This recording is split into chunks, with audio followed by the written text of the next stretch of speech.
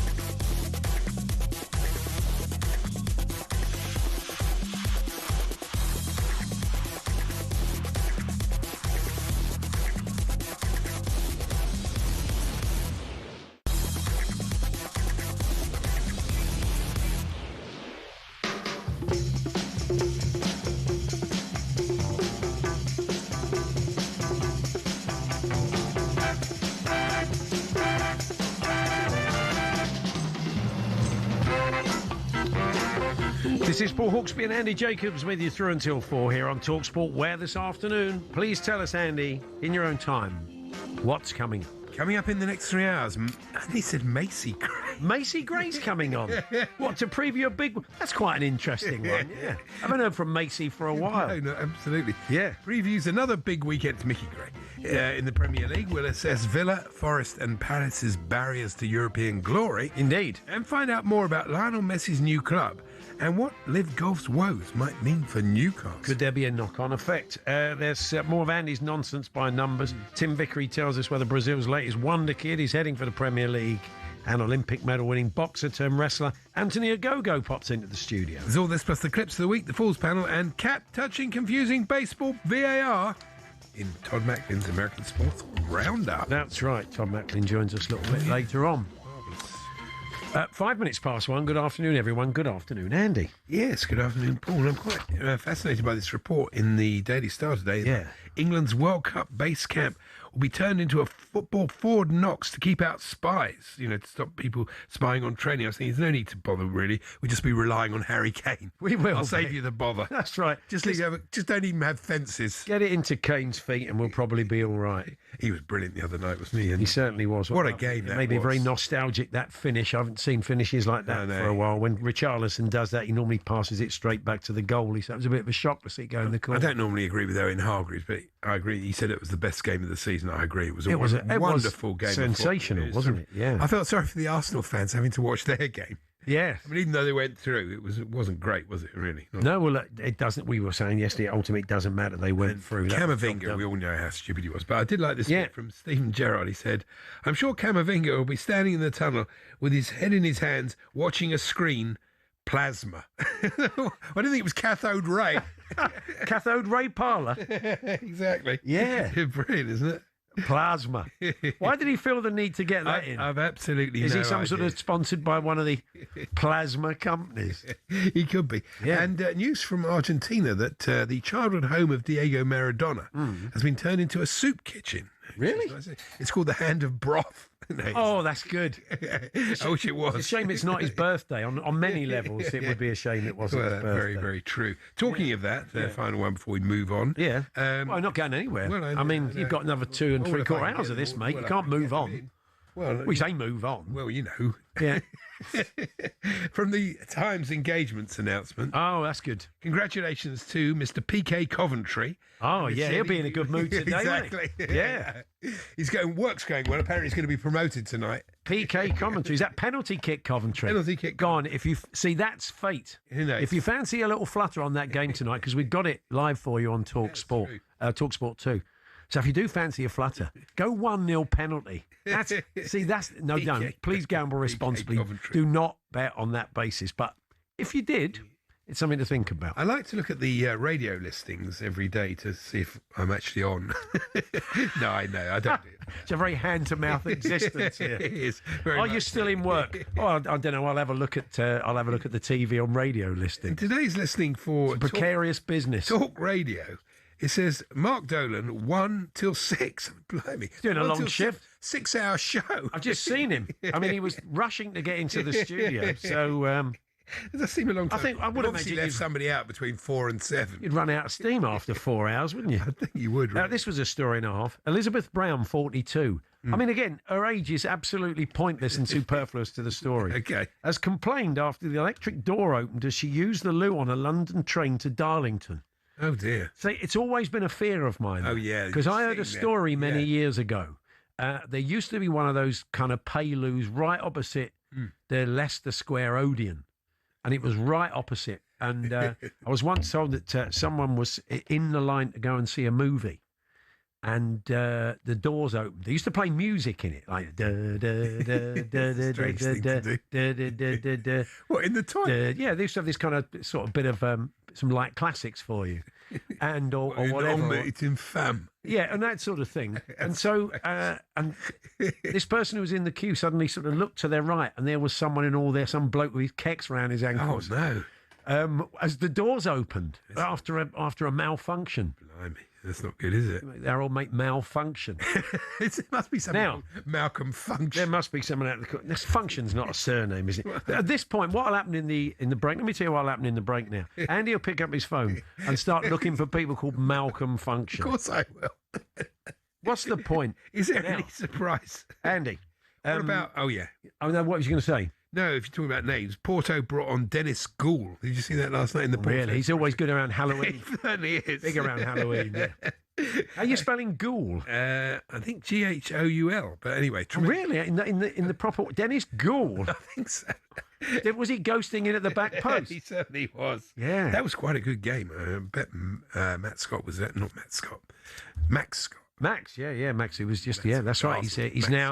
He's now obviously everybody's flying around getting tickets for the 2 games. Yeah. I saw Rupert saying earlier on. Very exciting end to the game, but you have to fancy Villa like mad in that game. Villa was applauding.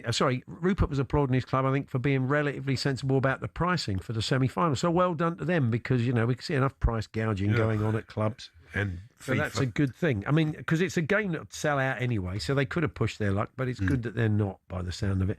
Anyway, just very quickly, the Spurs players, we mentioned it yesterday, were taken out earlier this week.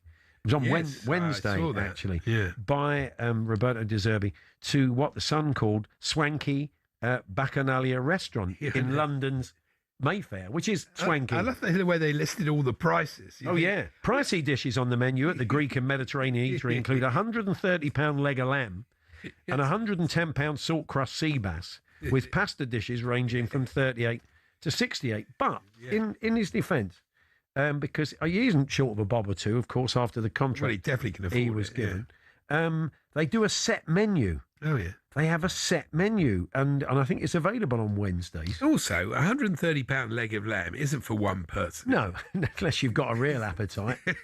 Yeah. But the set menu is not unreasonable. I think it's at £38. Not that I want to give him a free ad, but Romero was just having anything he wanted. He knows he's not going to pay for exactly. Him and treacle tart, him and Mickey Van der Ven would have been gorging themselves. Would have had a couple of legs of lamb each, I would imagine, just passing through.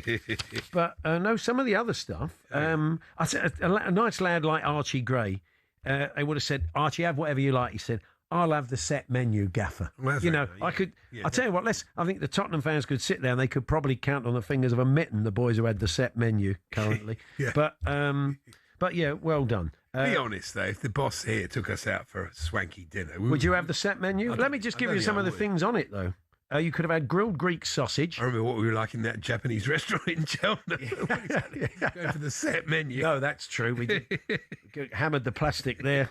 Grilled Greek sausage. That could be a bit of a repeater. Even on Saturday afternoon, you've eaten it Wednesday. Fried ravioli. I mean, nothing too fried, no.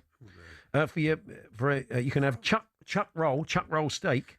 I think Harry tried to sign him once from the MLS. I'd rather have Chuck the manager. Kev went over to Cincinnati, had a look at Chuck Roll Steak, and came back, wasn't Chuck sure. Roll Steak. Yeah, Chuck Roll Steak. That's one name. Who had the smoked cauliflower? I'll just give them 5 minutes if I was you. They had a wine pairing. I mean, you know what the Italians are like? They often let the players have a glass of wine, don't they, the night before a game? So I don't know if they had a bottle each, but I would imagine. Did anybody have pud? Would it have been frowned upon? Did they have the Bacchanalia tiramisu? Or who had the soft serve ice cream with a choice of watermelon, coconut sauce, or mint and lime? You've really maybe we'll never know. You've really explored this menu. Yeah, well, that was the set menu, which is only. This sounds good. Which is Archie Gray's the only one. I mean, for £38, I'm quite tempted myself. Yeah, it's not bad, really. So there's a nice free ad for a company that doesn't need it. Anyway, if you want to get in touch on anything this afternoon, talksport.com/H&J. Lively beginning. Text to 81089. It was all downhill from now, though. I know. Tweet. Of course not, because Andy Brassel joins us next. We want to look at what Villa and Forest face. Well, we know they face each other. But beyond that, who could they face in the final? Likewise, Palace. What are they up against to make it to their own particular European final? Could everything that's going on in Saudi around Liv and more affect Newcastle United? Ben Jacobs talks about that and a potential Tottenham signing if they stay up. I could not be less interested in players that might sign if we stay up. Let's stay up first, and we can maybe get. They've got to do that though. They've got to presume they're going to stay. It's just a bad look, if they'd been that keen to sign players in January, we wouldn't be in this mess. Anyway, and Rob Moore's going to join us. He's a data analyst, Malcolm Function. Oh, Malcolm Function. There is a malfunction. Well, that's not good, is it? If you're in data analysis.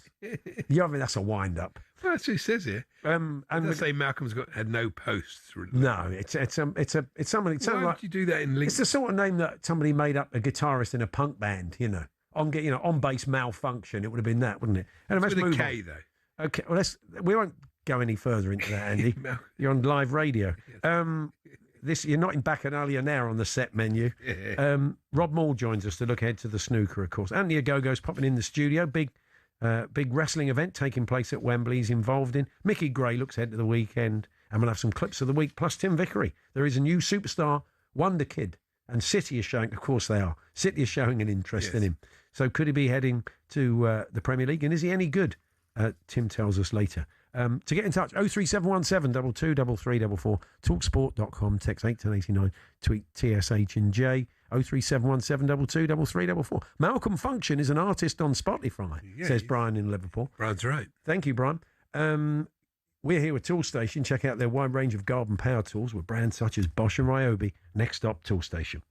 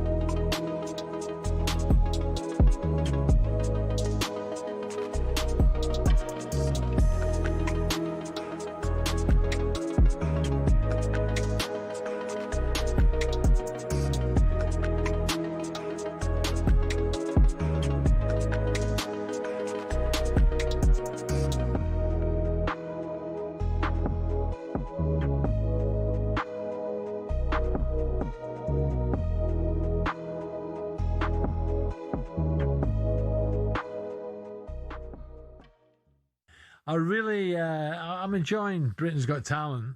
Are you more into? You've not hit your golden buzzer yet, have you?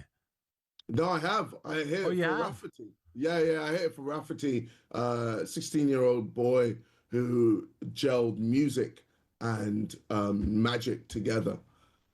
It was really sick. And like the last one, I watched one last night. I thought it was recording. The choir at the end were very good. The kids from Wales. Very good. We did the whole 6-7 thing. Do you even understand what that is? You get some numpties on there as well. Oh, you do. But what about the guy with the Scotch egg? He wants sectioned.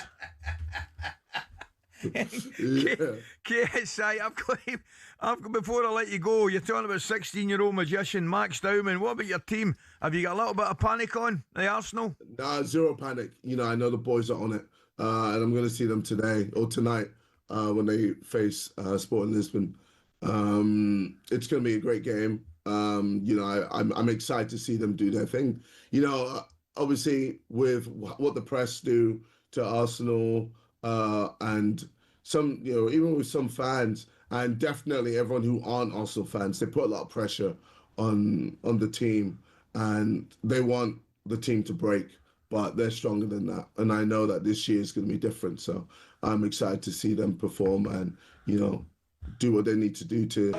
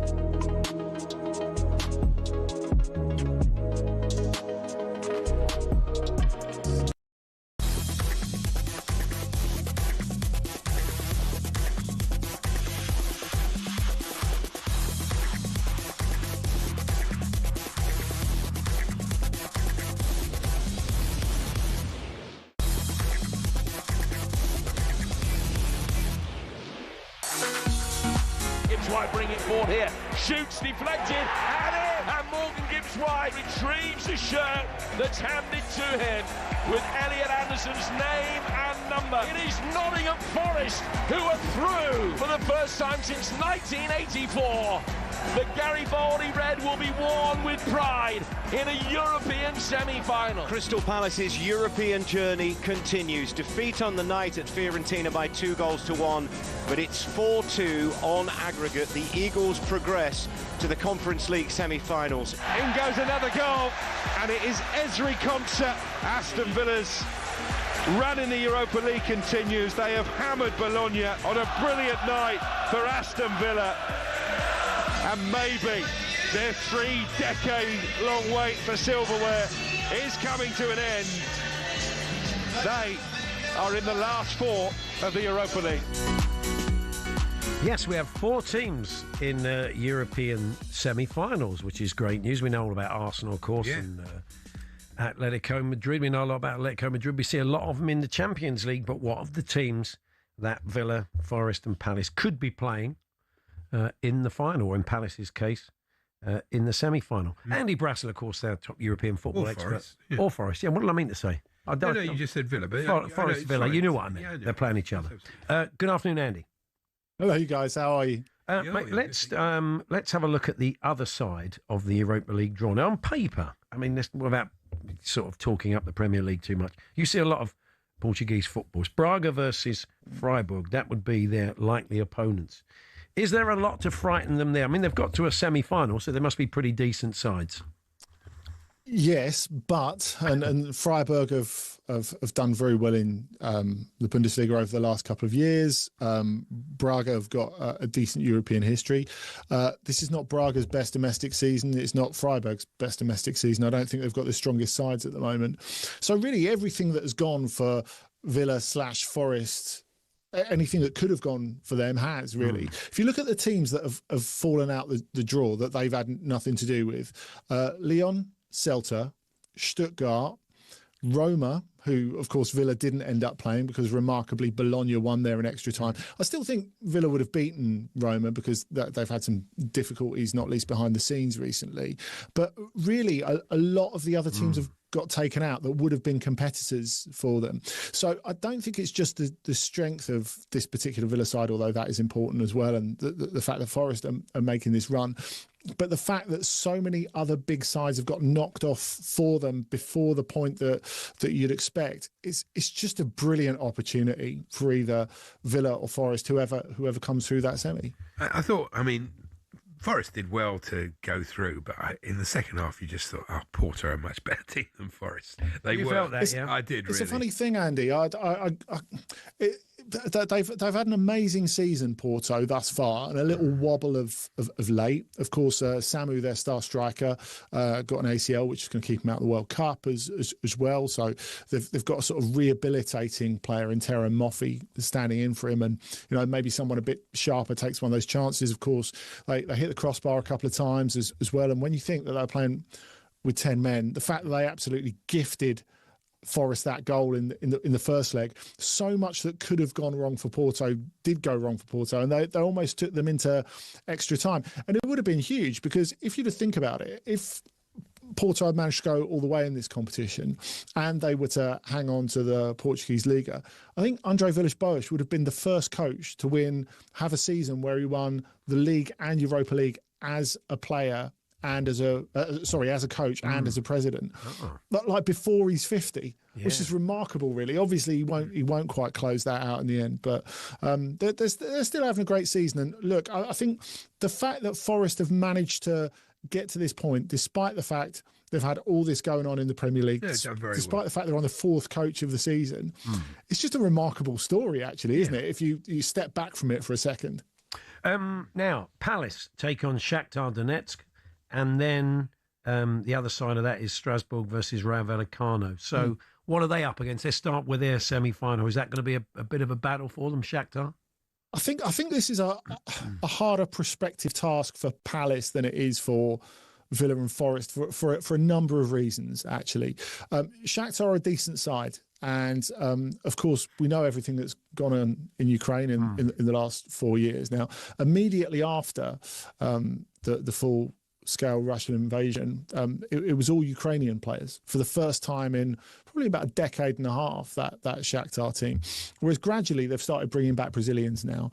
But of course they've started recruiting younger Brazilians. So almost a sort of accentuated version of the model they had before, but they've got Brazilians coming in as teenagers, and basically the plan is to develop those guys and sell them on to keep the club going, because they've been losing money hand over fist over the last not only 4 years, more than that really, because of course they've been displaced from their home stadium, their home city Donetsk for 12 years now, which is an incredible story, really Shakhtar's. They're a very young side, so Palace are the definite favourites. But Shakhtar, when they get it going in the front end of the pitch, are dangerous. There's no doubt about it. You look at players like Eginaldo. They've got experience in Pedrinho as well in midfield. He's a terrific midfield player. They've got lots of players there, and I think Shakhtar, as well as flying the flag for Ukraine, which is so important, they'll be kind of looking at this thinking, well, if we perform against Palace, we'll be able to sell a couple of those players, because that's what they were able to do with Kevin to Fulham, for example. They bought him for 12 million euros, sold him for 40 million plus. So that's what they're hoping to do in future. I think you look at the other half of the draw. Now, Rayo have had an unbelievable season, really, because they've been struggling against relegation for a lot of it. The fans have been at war with the president, Raul Martin Presa, as they have been for a while. The club has been so neglected on so many levels. They had to play a couple of their home games away because the pitch wasn't looked after and they weren't allowed to have their games at home, really. So the players have done a terrific job to get them to the point they have. But Strasbourg, I mean, that was performance of the round in either competition last night. The way they absolutely marmalised Mainz. They were absolutely brilliant. Great bit of chip at the end as well, because Strasbourg felt that Mainz had been a bit disrespectful to them in the first leg. So Marshall Godot, the guy from Greenwich, who now plays for the Ivory Coast, came through Dartford, Margate, Fulham, Wigan, and has been doing really well there this year. He put his shirt on the corner flag and waved it in front of the Mainz fans. It all really kicked off after that. But Gary O'Neill's done a really great job since he's been over there. I'm looking forward to him coming in. Yeah, that's the talk of him coming to Chelsea next. Yeah, well, it's funny actually, Andy, because if you look at whatever you think of Liam Rosenior's job at the moment, Strasbourg are in a I don't need to, but Strasbourg are in a real state when he left them. They hadn't won for ages. They're all over the place, really. And in any normal situation, he would have been in danger of getting the sack. And then they get Gary O'Neill, someone who no one in France has really heard of, who's quite an underwhelming replacement from their fans' perspective. They've lost 2 league games since he's been in. He's rotated the team, just as Rosenior did, actually, really intelligently in European competition. But this was an absolutely brilliant performance against a good side. They're properly dangerous, I would say. Yeah. Let's talk about Lionel Messi. He's bought a club. UE Cornellà, a local Catalan club 5 miles from Barcelona. I think they had about 4 followers on social media yesterday. Today they got about 2 million. So it's working from a marketing point of view. True. They're in the 5th tier. David Raya came through the ranks there. Jordi Alba did, apparently. Yeah. So they've got a bit of pedigree as a sort of minor feeder club to Barca. So what's the strategy here, you think? Yeah, so Cornella's out towards the airport, if you know Barcelona, in sort of more in Espanyol territory than Barcelona territory, actually. But I don't know what you're thinking if you're Cristiano Ronaldo, because of course he's recently invested in Almeria, and it's like, are you joking? You're buying a football club over there as well.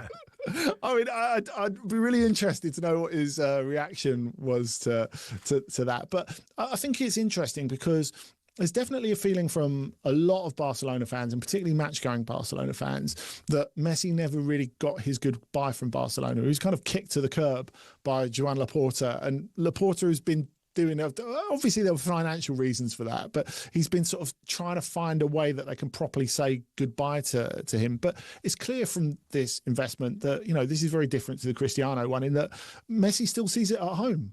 And it was his home from 12 years old right until the point where Barcelona told him they couldn't sign him again. Yeah. So I think where he goes next in his history with this club, and also actual FC Barcelona and the city, it's really interesting to see how this goes. You do sense he's going to move back to Barcelona. I mean, as soon as he can. I mean, Tim Vickery, who we're chatting to later, was talked before about the security issues, about shipping his family back to Buenos Aires or go and live in Rosario, which is making it very difficult for him. Isn't it? It is, but I mean, it's kind of, he's been there for such a long time in Barcelona, and his family. What I meant is Barcelona's home. Of course. Really, because he was a child when he arrived and an adult when he left. Sure. An adult with a family when he left. So I don't really think there can be much doubt about that. I mean, funnily enough, I've just come back from a couple of days in Miami, and they're still. I mean, obviously they're building up a lot about the World Cup. There's an official FIFA World Cup pub in the airport, which is £98 a pint. Yeah, that's in happy hour. 2 pints of Infantino, please. Entry fee. Yeah, that's and a tip on top. But I think Miami's a city that's really big on street art. And there's so much Messi street art everywhere. You know, they're just so delighted to have him. They're so delighted he's part of it. Of course, they've just built the new stadium right next to the airport as well. They're not playing the World Cup matches there. They'll be at Miami Gardens, of course. But it's clear that culturally he's made a massive impact there. And I think looking forward to the World Cup, you can say that Messi and Ronaldo are past their peak, and I think that's not controversial to say that. But the cultural impact they're going to have on this World Cup is absolutely humongous. Yeah. Andy, we'll catch up with you Monday. We might touch on your trip to Miami again because Mascherano's gone, of course. But we'll do that Monday. We'll speak to you. Have a good weekend. Thanks a lot. Okay, thanks you guys. Andy Brassel there. We'll be back Sunday, I'm sure, for Trans-Europe Express on Sunday night for a deep dive into the world of European and world football. And we'll catch up with him with a roundup on Monday of everything that goes on. But Ben Jacobs joins us next. As we've been hearing an awful lot about Live Golf and the issues around continued funding for that. Where does this leave Newcastle? Does it impact them or not? Ben will bring us the latest and a potential free signing for Spurs if they stay up. Big if currently. Ben will tell us more about that shortly.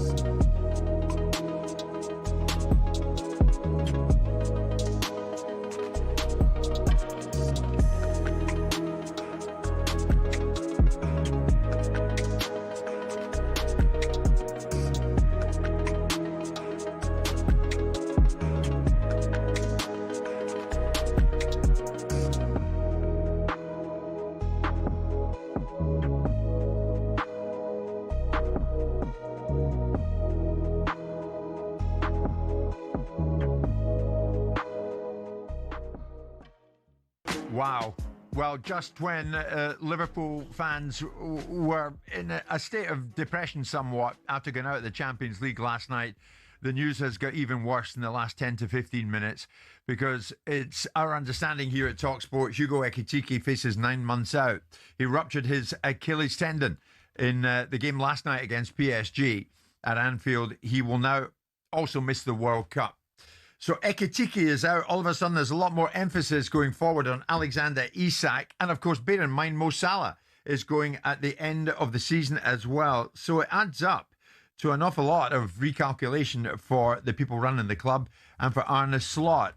Arne Slot coming in for it a bit as well. Simon and Danny alongside me this morning. Many messages coming in. We're going to take your calls 03717 223344 from 10:30 onwards. But there is one message, and it's not all that complimentary to Arne. Let's not use this half-good performance to gloss over the fact that Slot has turned a very good Liverpool squad into one of our poorest teams in many years. Slot's signings have been a disaster, and our whole season was thrown off course by the insane chasing to sign Isak, an injury-prone, overrated average striker when we were desperate for a defender. Now, that's a Liverpool fan, Danny, who is laying it on thick this morning. Has he got a point? Chelsea co-owner Bedad Eghbali's admitted getting rid of Enzo Maresca was not the change the club wanted to make and that it's had a negative impact on the season. He added, "I think we're behind Liam Rosenior." Former midfielder Joni Morris can't see Chelsea making Champions League. we used to be under Maresca. I felt we was better against the better teams. It was the lesser teams that we couldn't break down that was a bit of a problem. Now we've managed to get by them, and then we keep falling short of anybody that's decent. Chelsea versus Man United is live on talkSPORT tomorrow night. Now, Arsenal invincible Laurent's told us all the pressure is on second-place City. He's urging Mikel Arteta to go all out for 3 points on Sunday by playing Gyökeres up front alongside Martinelli and 16-year-old Max Dowman. It's a big responsibility for a young lad, but I believe that he's got the quality enough in order to take on play. Once Martinelli is high up on the pitch and stretching the team, he will put Max Dowman a little bit more central. Before that, potential title decider. Liverpool go to Everton on Sunday. Alexander Isak is still not fit enough to play 90 minutes. Outgoing Bournemouth boss Andoni Iraola insists he doesn't have another job lined up. He says he's not sure where he's headed next. And Liv Golf CEO Scott O'Neill's tried to dispel rumours that the breakaway league is about to fold. This notion of secret meetings and, getting summoned to New York. I live in New York, so it's easy to summon myself there. But it's it was a lot of reaching and grabbing for headlines and clickbait and stories. O'Neill does admit Liv's finances are being managed very tightly right now. Liv's UK arm posted £341 million worth of losses in 2024 alone. There's more, as ever, on talksport.com.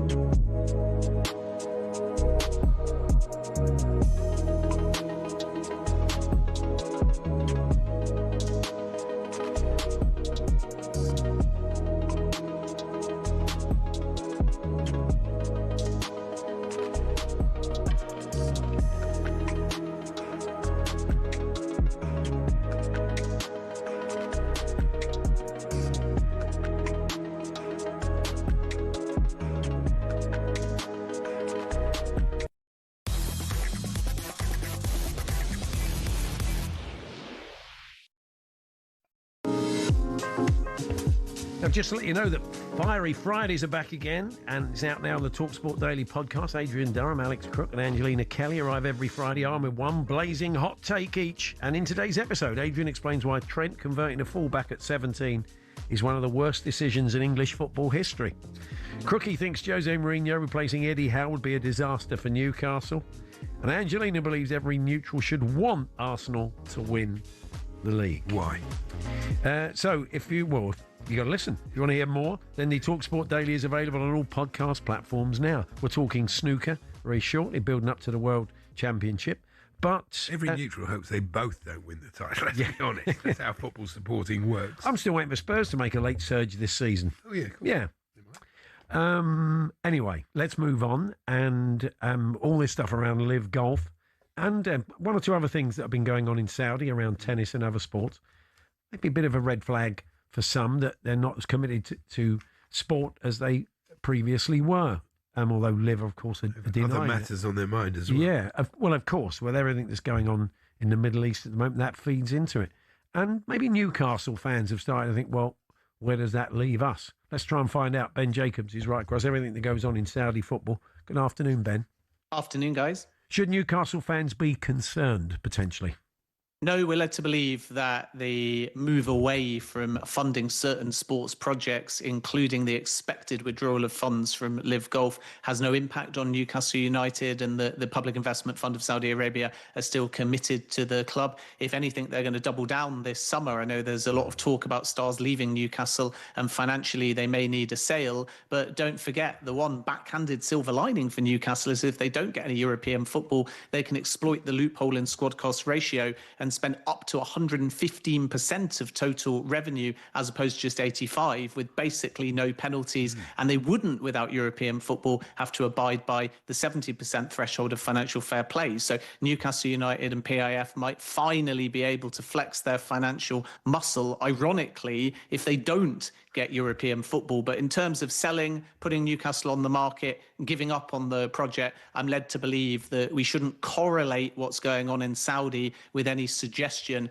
of a PIF exit plan from Newcastle United. That's quite interesting. They've got a real problem in the NBA at the moment with tanking. I've just written that like down. NBA Teams deliberately losing towards the end of the season so they get better picks in the draft. And so this feels like a kind of financial version of tanking, really. I'm not suggesting that Newcastle are deliberately trying not to get in Europe, but it's a very interesting byproduct of it, isn't it?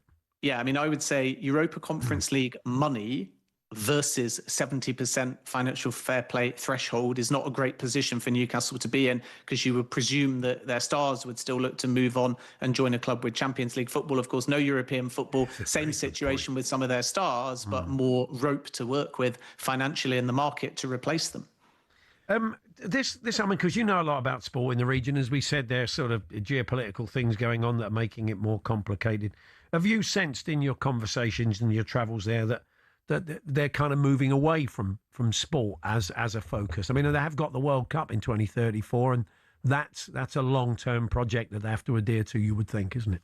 Yeah, exactly. The World Cup, the infrastructure that comes with that, the Asian Cup, a reported Olympics bid being in the pipeline as well. And remember, the Vision 2030 was never really about sport that has glitz and glamour, or even running a sport, which is the case with Live Golf and the investment that created a splinter between that new venture and the other forms of golf, if you like, in particular the PGA and European tours. The vision is about jobs in Saudi Arabia. The vision is about sport in Saudi Arabia. The vision is about lifestyle in Saudi Arabia. So I can understand why Live Golf doesn't tick a lot of boxes, because it's not providing a return on investment at the moment. It's not actually bringing that much golf to Saudi Arabia, because of course it's a traveling tour, and tennis is the same, but football's very different. The Saudi Pro League is here to stay. People are saying that there's an underwhelming feeling because of what happened last summer in terms of a lack of star names, but actually after the World Cup,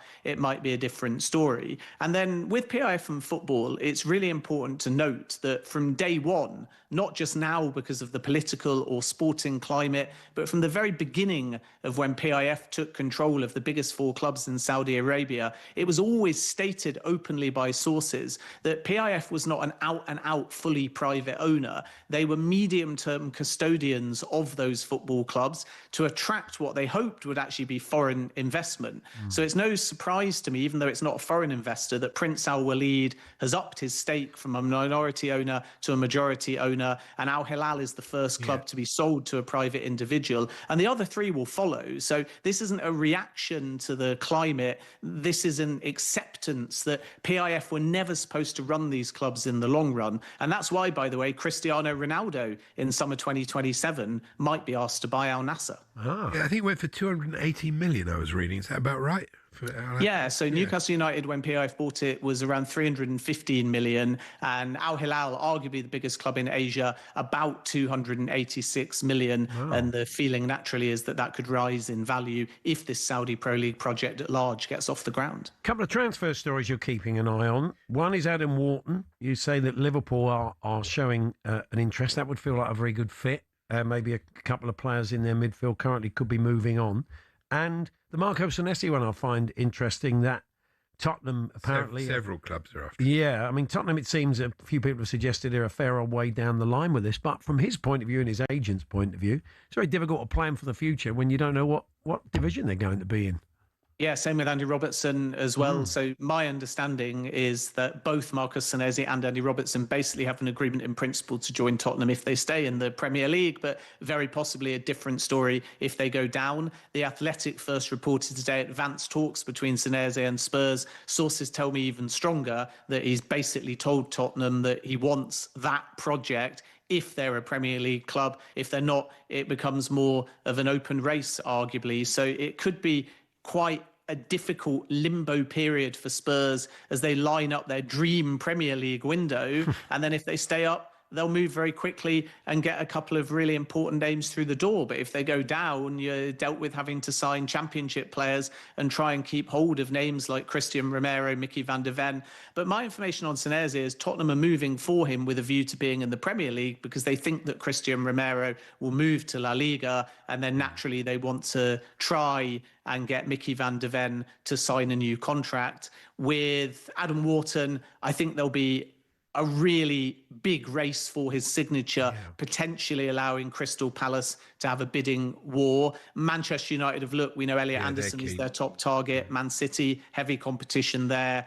And obviously from Liverpool's point of view, with uncertainty over Curtis Jones and Alexis McAllister, they will be looking for a midfielder. Sources told our chief football correspondent Alex Crook the price might be as high as 80 million. There are some suggestions from sources that there's kind of a gentleman's agreement allowing Wharton to leave for a club with Champions League football. So Liverpool could be there, but they're likely to face competition from other Premier League clubs. Oh, the good old gentleman's agreement. Yeah, I do think if Spurs stay up and they've learned some lessons, they can. They've got a good manager. They could have a good season. Big if. They could turn it around. I mean, I'm talking about the lessons because, you know, you've still got the same people in charge and they've been an absolute bin fire.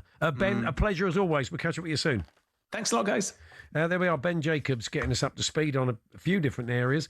Tomorrow, it's the 50th consecutive year that the Crucible will hold the World Snooker Championships. Lovely. We'll look at the runners and riders, who's been saying what, and the big media day today. Rob Moore is there for The Sun, and we'll catch up with him and preview the tournament in a few moments' time. We're here with Toolstation, as always. Get your toolbox essentials this spring with big savings on screws and fixings. Next stop, Toolstation.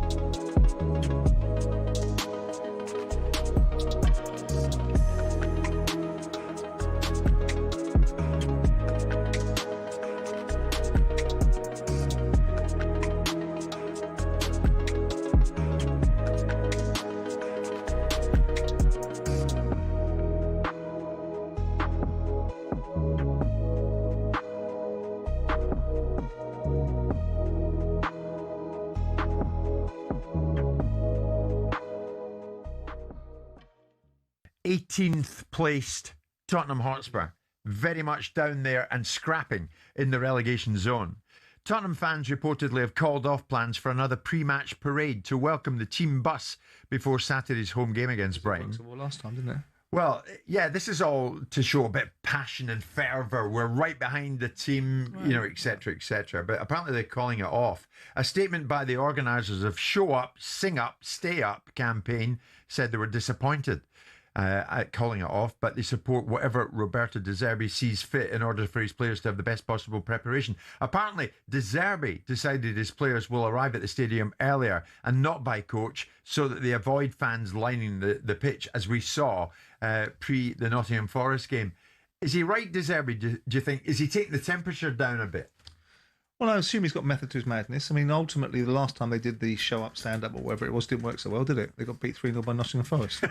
So I'm not so sure it's been proven to be something that has a proof of concept behind it. Yeah. The fans will be behind the players inside the stadium. Now, bless their little cotton socks. Maybe they don't need to be told how important it is to the fans, because it's only important to them, isn't it?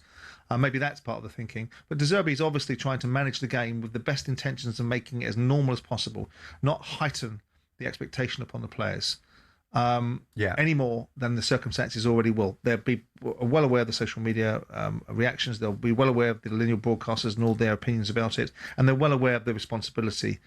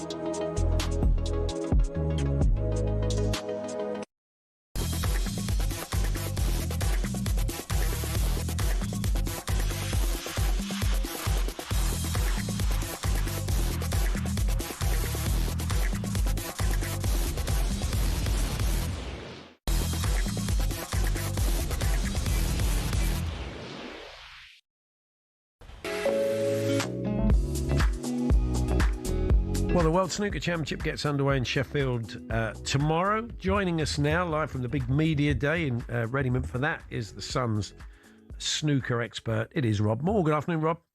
Hi, guys. How you doing? Good. Thank you. Yes. And so the great and good have been turning up, chatting to the press. There's been a couple of notable exceptions. Tell us more. Yeah, so every year before the World Championship starts, there's a media day, there's a photo call for prosperity. All the top 16 seeds are mandatory. They're expected to turn up. And this year they've been doing the green carpet. They've done it for a couple of years now. And we've just had word in the last hour that Judd Trump and Ronnie O'Sullivan are not turning up. Now, that's obviously disappointing for World Snooker Tour, disappointing for the media, disappointing for the fans. From their perspective, they're both playing on Tuesday. They're both based outside the country now, got bases in Dubai. And I would imagine, and I've not had it confirmed from their agents yet, although I've contacted them, that it's probably the fact they can't juggle their days in the UK. And they're probably going to fly in very close to their opening round date on Tuesday. So normally when you don't turn up for the media day, unless you've got a medical exemption, unless you've got a proper good reason from a doctor's note, you normally fined minimum 250. That could go up depending on if they've had other fines during the course of the year. So yeah, quite disappointing actually, because there's quite a lot of media here expecting to speak to the 7-time world champion, to speak to the world number one.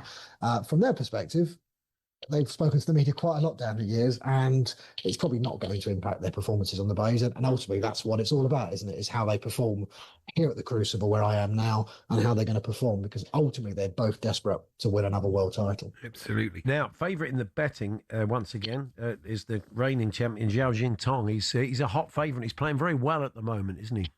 Yeah, I mean, he was the amateur. He came through 9 matches last year, played 111 frames because he'd been caught up in that match-fixing sting, which meant he'd fell off the tour. He qualified through the Q Tour, was an amateur, came through qualifying, won the world title. So it didn't faze him, the pressure, this time 12 months ago. He's got the Crucible curse, as we're all going to be speaking about the next 17, 18 days. No first-time winner has ever defended it here in the South Yorkshire arena. They've always lost. They've always gone out. Last time, Kyron Wilson went out in the first round. So he's got that to contend with. But Jintong has won 4 tournaments this year. The previous one was the Tour Championship. He doesn't seem fazed by the pressure, doesn't seem fazed by the expectation. Given the language barrier, I doubt he's picking up copies of The Sun and reading it, probably. So I don't think he's even aware of the Crucible curse. We've done a piece for tomorrow's paper where he says, actually, I didn't even know what the Crucible curse was. I didn't even know the ramifications of it. So I don't think that will come into play. If he's on form, if he's playing with the same freedom that he had this time last year, he will be a very tough man to face. And actually, we don't know. It's been a really weird year as well, because we've had, 16 different winners across the 22 tournaments, I think, off the top of my head. We've had no consistency. The only consistency has been in recent months, Jintong's form. And the bookies very rarely get it wrong. But as I say, we have to bear in mind that Crucible curse does strange things to people, and it does strange things at this venues. Yeah. So it'll be interesting to see how he does tomorrow when he plays the best of 19 frames against Liam Highfield, who, interestingly, lads, broke his hand a couple of years ago, falling off a scooter, like you do. He fell off the tour. And he's also been practicing on Ronnie's old table, which he bought last summer. So there's a nice tale there for the slope potter. That's like Billy's boots, isn't it? You play on Ronnie's old table, you get the magic. Yeah, it'd be nice if it was true. The rise of snooker in China, though, is reflected by the fact there are 11 players. I know. In the 32 lineup. Yeah. I mean, what are the chances of an all-Chinese final? Imagine on that basis, stats-wise, they're pretty high, aren't they? I suppose Judd Trump and Ronnie and John Higgins and others will have something to say about that. Yeah, I mean, there was 10 last year. There's 11 this year, as you say, a record number of players coming through. There's a lot of young talent that's coming through. Jintong has obviously opened that floodgates by winning China's first world title. CCTV Sports Channel claimed last year that 180 million people in China across the country had actually watched some element of the world title, and about 150 million had caught glimpses of that 2-day 4-session final, which he beat Mark Williams. So yeah, it's on the curriculum over there. They've got thousands of clubs, thousands of snooker tables. It's very popular, and it's obviously going to be on live TV. So yeah, with Jintong going to be the sort of standard bearer, I would imagine we're only going to see another generation. But what I would say, guys, for your listeners, is that Stan Moody, 19, and Liam Pullen, who's 20, two Yorkshire lads who came through qualifying. They've sort of answered our calls as journalists to say, where's the next English talent? Where's going to be the guys coming from the UK? Because we can't keep talking about the class of 92. They will retire at some stage, we think. Might be going on forever, but at some stage they will retire. So who's coming through? And it'll be interesting to see how those two guys do against the other young Chinese talent in the draw. But as you say, there's a very good chance, if you come back to me in about 17 days' time, we could have an all-Chinese final for the first time. Well, I'm sure we'll catch up next week. We'll let you go and do your thing. You've got people to go and see. So thank you, Rob. All the best. Thank you, guys. Cheers. Thank you. Rob Moore there from The Sun, just giving us a bit of a heads up on what's likely to happen over the next 17 days, as he said, in the World Snooker Championship that gets underway at the Crucible tomorrow. We'll have regular updates for you. Now, Chris Evans, our old mate Chris Evans, is bringing TFI Friday back to its original home with a 6-week run of TFI Unplugged, airing every Friday at 11 p.m. on Channel 4 beginning this week. It'll also be available to stream for free on C4. Virgin Radio's unplugged version of the defining 90s show will retain its original DNA whilst embracing a more intimate and contemporary format. So tonight's episode will feature Peter Capaldi and Chris Jumbo, Gemma Arterton, Sam Ryder, Jack Savaretti, Shreya Ghoshal and Sindhu V. So don't miss TFI Friday Unplugged tonight at 11 p.m. on Channel 4. Good luck to Chris for that. Yeah, that show with Peter Capaldi and Chris Jumbo, brilliant. Very show. good, yeah. Is it Apple? Second series, Is it Apple TV. Apple TV, yeah. No, Series drop yesterday. it is very good. So still to come this afternoon, Mickey Gray will be joining us this afternoon. Stan, not able to make it today, but Mickey has kindly stepped in to look at some of the big stories this weekend. He'll stick around for the Falls panel. If you'd like to take us on, our commentator Joe Shannon, and win some points for the panel beaters, the talkSPORT listener, the games we're covering are Brentford versus Fulham. That's live on talkSPORT. Chelsea versus Manchester United, also live on talkSPORT. And on Sunday, with regular updates from Sam and the team, Manchester City versus Arsenal at the top of the table. So we want you to predict the scores of those games, whether you support any of those teams or not. Call us now. We'll call you back in around 45 minutes, and we'll need you for 10 minutes to get your predictions and have a chat. So it's 03717 223344. 03717 223344 to give us your predictions on Brentford, Fulham, Chelsea, Manchester United and Manchester City versus Arsenal. We're joined in the studio by bronze medal winning Olympic boxer Anthony Agogo, who turned to the world of wrestling a few years back. He's involved with All Elite Wrestling. We've got a big event coming up at Wembley in August, and Anthony will be popping into the studio to see us after the sports headlines.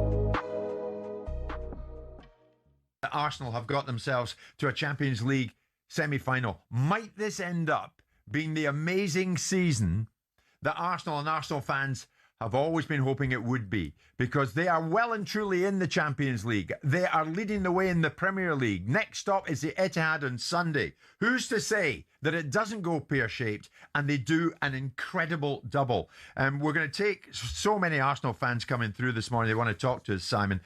Why are we, though, at a point where the last English team in the Champions League, Arsenal, are having to defend themselves? As I say, many people, like a mate of mine last night, yeah, we're through, but no creativity, no patterns of play, no attacking outlooks. Who cares? They're through. Chris, big Arsenal fan, good morning. Do you care? Not really, no, Jim. I didn't think you would, mate. What's your honest thought on this? Because so many critics are having a swipe at you. To be honest, looking back, if that was Fergie or Mourinho back in the day, Going away, clean sheet, get the win. Come back, clean sheet, go through. Move on. Yeah. So what do you think is driving this narrative of Arsenal? It's the way they're doing it, though. It's the way they're doing it. You know, Arteta is saying the coverage they get at the moment, Chris, is more or less like the coverage a relegation threatened club would be getting. It's a bit clunky, isn't it? As such, we're not going through playing smooth football, banging in goals, but if we won last night 6-4 aggregate, it would be carnage, wouldn't it? Everyone would be saying we can't defend, no control.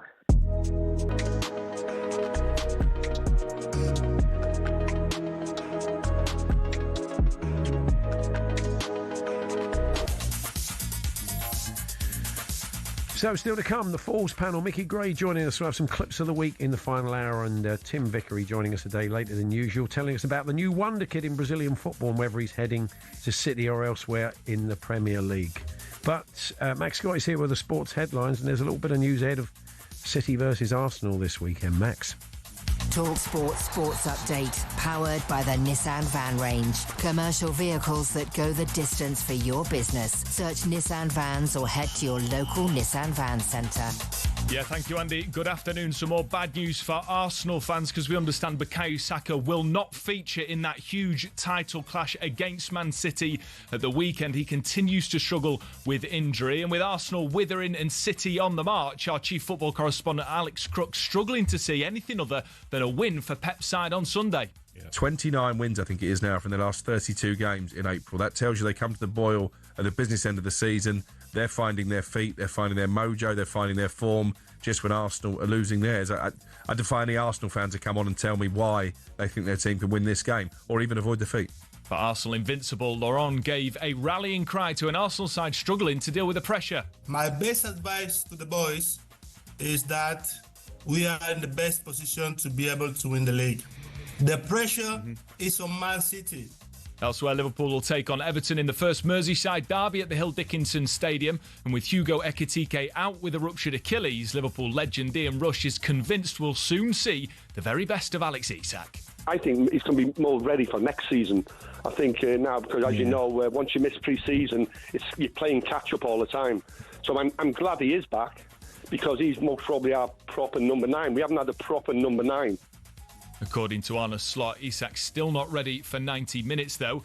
Elsewhere, we understand Liverpool are the latest club to show interest in Adam Wharton, who is expected to leave Crystal Palace this summer. Spurs have agreed a deal in principle to sign Marcos Senesi in the summer, should they maintain their Premier League status. Meanwhile, his current boss, Andoni Iraola, who's also on his way out the door at Bournemouth, insists he doesn't have a job lined up. talkSPORT News. Police in protective clothing have sealed off London's Kensington Gardens as they assess a number of discarded items. And the Prime Minister says it's staggering he wasn't told Lord Mandelson failed security vetting. Emma's got more at past. talkSPORT weather with QuickFit. Spring forwards with Bridgestone Turanza all-season 6 tyres with a 25,000 mileage guarantee. Book today at quickfit.com. Conditions apply. Rain in the north and west gradually spreading eastwards today. Largely dry, bright and warm ahead of the rain, with blustery and occasionally heavy showers following.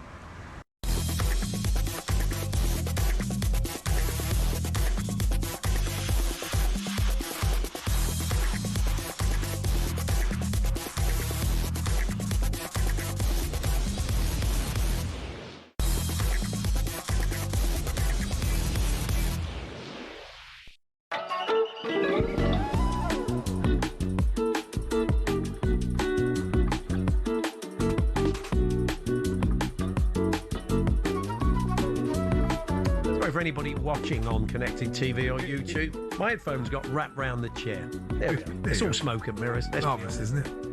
Hence the slightly longer bit of music. Anyway, coming up, Falls panel. Mickey Gray joining us to look ahead at all the big games, and we will touch on the fact that no Bukayo Saka for that game at the Etihad. But before all of that, no Madueke. Yeah, that's true. Before that, though, joining us in the studio, Olympic bronze medal winning boxer from London 2012 who turned to wrestling. There's a big event, All Elite Wrestling. AEW got a big event this August at Wembley. And Anthony Agogo will be part of it. Anthony, good to see you again. Good to see you, mate. It's been a while. It has been a while, yes. Yeah, I mean, we kind of follow everything you're up to because because it was an interesting story. You making that switch into to wrestling. Are you still enjoying yourself? Yeah, listen, mate. I've been getting to wrestle, wearing the spandex, baby oil. How can you not enjoy that? Do you know what I mean? I'm the governor, so I'm a bad guy. So I get to go out and just like be mean to kids and scare adults. It's fun, man. It's really, really fun. Yeah, but you're not like that as a bloke. So is that a sort of difficult thing just to turn on to be a baddie? I think everybody has like that like angry bad side, right? So I get to just like turn up to 11, as they say in the business, and just let, for that hour show, for that 2 hour show, all my badness just come out. I wrestled last night down in Minehead, and some kids were like, had the big the foam, the big sponge fingers. I ripped up 4 of them. I made, and it's easy scaring kids because kids are kids, right? But when the best thing about being a bad guy is when you make a grown man, like when you like they'll always like chuckle, but then you stare at a grown man and you see like the fear and dread in his eyes. that's the, because it's easy getting a kid, but when you get an adult, it's like you're good at what you do when you can make an adult like almost pee his pants. Yeah. It's always, mate, if you're trying to rip up one of those sponge hands and it won't rip, that does all you're hard. Doesn't look very good, does it? Really? Yeah. So this, in a way, this has been really good for you, isn't it? Because you've got to train, you've got to be really fit to do this. You can't, So it keeps you in shape. Whatever you think of wrestling. Yeah, it's great. It's I retired, had a bad eye injury, as you can tell from my droopy eye. I'm basically blind in my left eye now, so forced to retire. Still a young man. What else was I going to do, right? And I've put all my energy into wrestling, and I'm one of the best at it. And I think I really understand my character, and I enjoy what I do. And it's hard work and it's fun, and I get to scratch that itch, because one thing I really missed when I had to retire from boxing was the performance element, right? It's being out there in front of thousands of fans, and I get that now, and I still get it. So, yeah. They have ring walks in wrestling. Oh, yeah. They probably take longer than the bouts, don't they? So it's the best thing. So it's like, I'll wrestle again. I wrestled this week. I'm in the UK because I live in US. That's where AEW, we're based in the US, but I'm back this week. I'm wrestling on Butlin shows, on the holiday camps, right? Oh, really? So much fun. Much fun. And I come out, I have fire. When I come out, I have pyro. The music is really cool. The entrance is it's all about the entrance, man. Entrance sets the tone. Yeah. Now, I was reading, knowing you were coming, I was just doing a little bit of background reading into your wrestling career, and there was a comment from somebody, I think, at AEW or someone quite senior in wrestling, saying the difficult thing for Anthony in that transition is that you're basically being involved in a sport where if you can win, you win. But we know how wrestling works. There's storylines. So it's not always going to be your night. And as a competitive person who went into sport to win, can that be difficult? Do you know what it is? So, without peeling the curtain back a little bit here, you can't actually be the best, right? Because it's subjective, right? Like, you win or lose because the boss says you win or lose, right? It's acting. It's Denzel Washington. Like, he doesn't, in some movies he dies, right? And that's how the director writes it. But I think the winning is putting on an amazing show. Like, that's the win. It's not about the referee lifting your arm up, because that's predetermined. The winning is making the fans like feel something during the match, right? Yeah. And that's what the real win is. Although, don't get me wrong, I mean, a lot of athletes, we think we're the best at everything. So, like, I do think I should have had like a few more championships around my waist by now. But winning, it's not about winning. It's about putting on an amazing show. And in that respect, it's what pro wrestling is. Pro wrestling to me, it's the amalgamation. It's the coming together of boxing or UFC or MMA. It's that, but it's not quite that, right? It's the West End, it's Broadway, it's theatre, but it's not quite theatre. And there's also EastEnders. It's weekly episodic TV. You mix all three together, you mix the sport aspect, the West End theatre, and the weekly episodic TV, you get pro wrestling. Yeah. And there's something that everyone can like. That's a good definition. Yeah, I think that's a sensible take on it. Josh Taylor was on the station the other day, and Josh had to stop fighting because of the boxer, of course, through an eye injury. And you were just saying to us that was what derailed you. He has said he's absolutely struggled to do that. And it must have been a really difficult time knowing you had to kind of say goodbye to something you loved. Heartbreaking. Yeah, obviously I feel for Josh. Tremendous fighter. Like, one of Scotland's best, one of Britain's best ever boxers. Well, an undisputed champion, don't get many of those, do you? Of course, you don't. And when we trained, we went to the Olympic Games together, went to the Europeans together, the Worlds together. I know Josh, we room shared for a while as well. Terrific lad, nice guy. Hardest thing in the world, saying goodbye to boxing, giving up, and the difference between Josh and I, you mentioned it just then, he fulfilled his dreams. Undisputed champion. I never got there. I didn't even win a British title, and that was my the world title. That was my level that I thought, and everyone around me thought I could have got to. So like the difference being, Josh made a lot of money. He's got a belt on his wall. He had an amazing career, and at least he can look back on that. I never quite got that. But that being said, life is how you look at it. Like life is like, when you change the way you look at things, exactly, it's what you make it, right? And ultimately, that's why I've taken this drive, this dedication to everything else I do in my life now. Is the fitness stuff that I do, the wrestling that I do. It's it was a tough few years, mate, when I retired from boxing, but as you can tell, I'm smiling again. Yeah, you seem I'm in a good spot. Yeah, we can see you seem. I mean, I think last time we saw you, I sense that you're kind of in a better place now than maybe you were last time you were in us a few years back. Yeah, definitely. Yeah.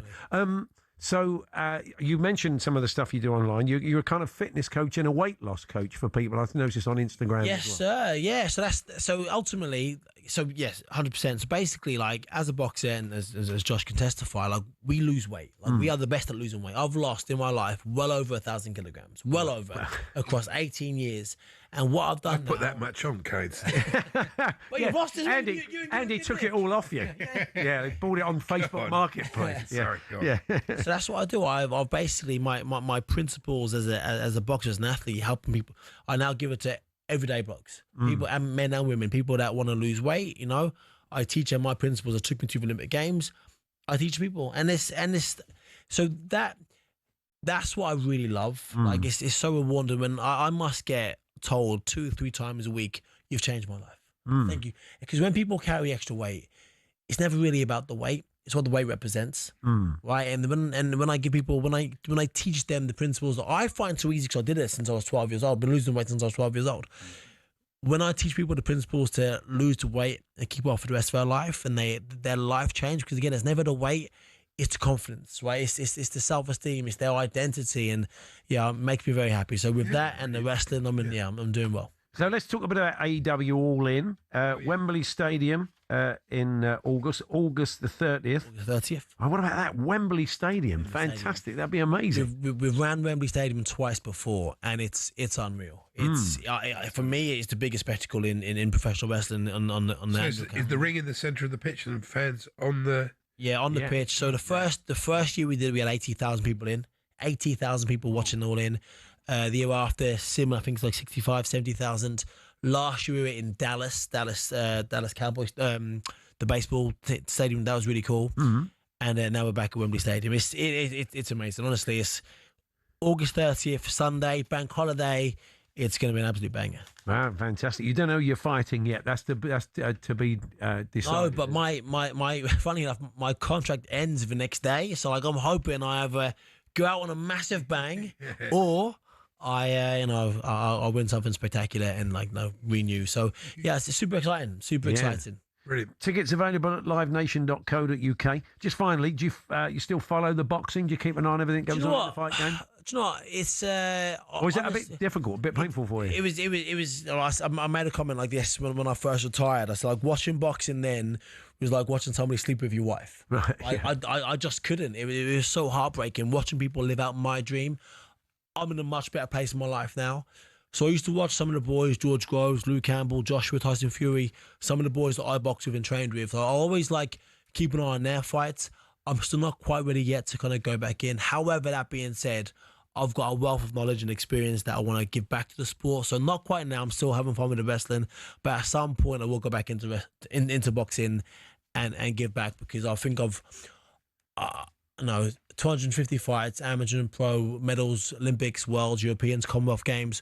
I've got so much to give. It'd be a waste if I didn't go back in, kind of just taught, and helped in some respect. So one day I'll go back, but not quite yet. Well, look, and keep enjoying what you're doing, and we'll see you at Wembley in August. Tickets available from livenation.co.uk for AEW All In. You'll see Anthony in action. And yeah, good to see you. Good to see you in such fine fettle as well, Anthony. So thanks for joining us. Thank you, sir. A little bit of breaking news, Andy. It's been confirmed by Chelsea that Moises Caicedo has signed his contract extension. That's some good news, isn't it? I mean, he's a great player. He's had a terrible season. God. Yeah, but I think he's carrying an injury personally. Really? He was and he's injured at playing the for start, it. so yeah, he's not been himself, but of course he's a wonderful player. And while we're talking about fight sports and wrestling, etc., don't forget it's Glory in Giza on the 23rd of May. Usyk takes on Rico Verhoeven, who was on with the guys, Jim and Simon, earlier in the week for the WBC heavyweight title, of course, up for grabs. Quite fancy Usyk, to be honest. But join DAZN Ultimate now. Verhoeven will roll over. Yeah, roll over. I think he might. Yeah, he's a big lad, though. He is a monster. Join DAZN Ultimate now. Get 12 plus pay-per-view fights a year, which also includes Fabio Wardley versus Daniel Dubois at no extra cost. We're here with Toolstation. Explore the full collection of garden power tools with top brands such as Karcher and Makita. Next stop, Toolstation. Boxing update on talkSPORT with DAZN, the global home of boxing. Sign up now at dazn.com/boxing.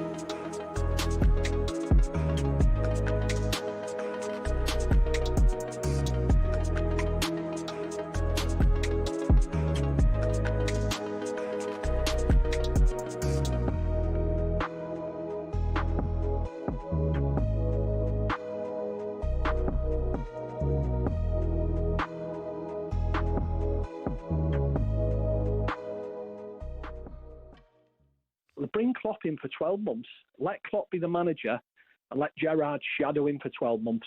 Let him learn from him. What are you on about? And then let Gerrard bring in his own team, because every Liverpool fan in the country, and I know they're listening to this now, would love Gerrard and Carragher on that touchline at some point. Bobby, what are you on about? You don't think it's happening?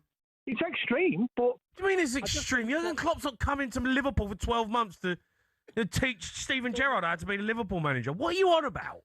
That's not happening, Bob. It's What do you mean, why not? I think. What do you mean, why not? Things that have happened in football. Do you think this is charity? That have happened in football. No, but I think there's worse things that have happened in football. Jurgen Klopp is not taking over Liverpool. No, you ain't doing it. No, I'm not saying on a permanent basis. I'm saying if he was shadowed. Bobby. Don't let Bob talk. Bob, No, but Bob, we speak to you quite a lot, right? And you normally come out with some decent stuff, but that is absolute guff. I don't think it is. No, it is, mate. You're miles off it. You're miles off it. Jurgen Klopp's not going to turn up at Liverpool, come back for 12 months to shadow Steven Gerrard. What do you think this is? No, worse things have happened in football. Well, that's what they'd be doing if they brought Alonso in, if they wanted to bring Steven in as his number two. I just think the club have got to be bold. You know, they've been bold in the transfer market. Why not be bold with future decisions going forward? Well, you know, it would get the fans on side and all of that. I mean, if Bob's coming up with his own version of what my hopes happens, right? There's nothing wrong with that. Fans can dream. Get Klopp back. Yeah, there's nothing wrong with having a 12 dream months. on the wish list, is there? Yeah, but, you know, you've got to be realistic, Bob. It ain't happening. It's not. I'm going to tell you right now, that ain't happening.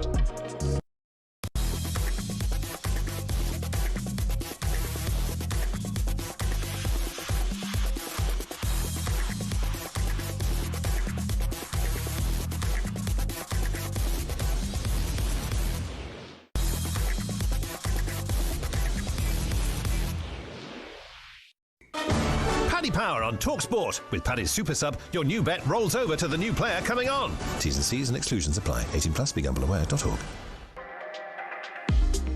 Just before you bring you Paddy's Bet Builder, our chief football correspondent, Alex Crook, who you were listening to with Gabby and Sam a little bit earlier on, has just been in touch to tell us that Bournemouth are edging ever closer to appointing Marco Rose as their new manager, of course, formerly of Leipzig and Dortmund. The Cherries quickly identified Rose as their preferred choice after Andoni Iraola, who's obviously said earlier on today doesn't know where he'll be next season. Barring any late hitches, a formal agreement is expected imminently. We had... I know where I'd like him to be. Yeah. Rafi Honigstein on yesterday, German football expert, who broadly thought it was a good appointment, with a couple of minor caveats that he pointed out, and I'm sure that'll be available on talkSPORT's social media channels when that's confirmed. But anyway, let's turn to the weekend's football. And a game Andy's going to be at tomorrow. Yeah, looking forward to it. And it's our bet builder. It's Brentford versus Fulham. Should be an entertaining game. Max Thompson from Paddy. Not Max Tottenham. That's the last name you want. There'll be a lot of edge. These two teams do not like each other. No, I know. It's a bit of a derby, this one. Yeah, it is. Max Thompson joins us from Paddy. Hello, Max. Hey guys, how's things? Yeah. People are often surprised by that. I was when I first saw it. I couldn't believe that. They don't get... I mean, you can see geographically why that might be the case, but it's not you often think of Chelsea-Fulham, don't you? But so that adds to it. Just remind us, Max, how the bet builder works. Yep. So Paul's got a pick here. Andy's got a pick. Our producer has a pick. The people have a pick, which is the most popular bet on Paddy Power at the minute. And then I have a pick.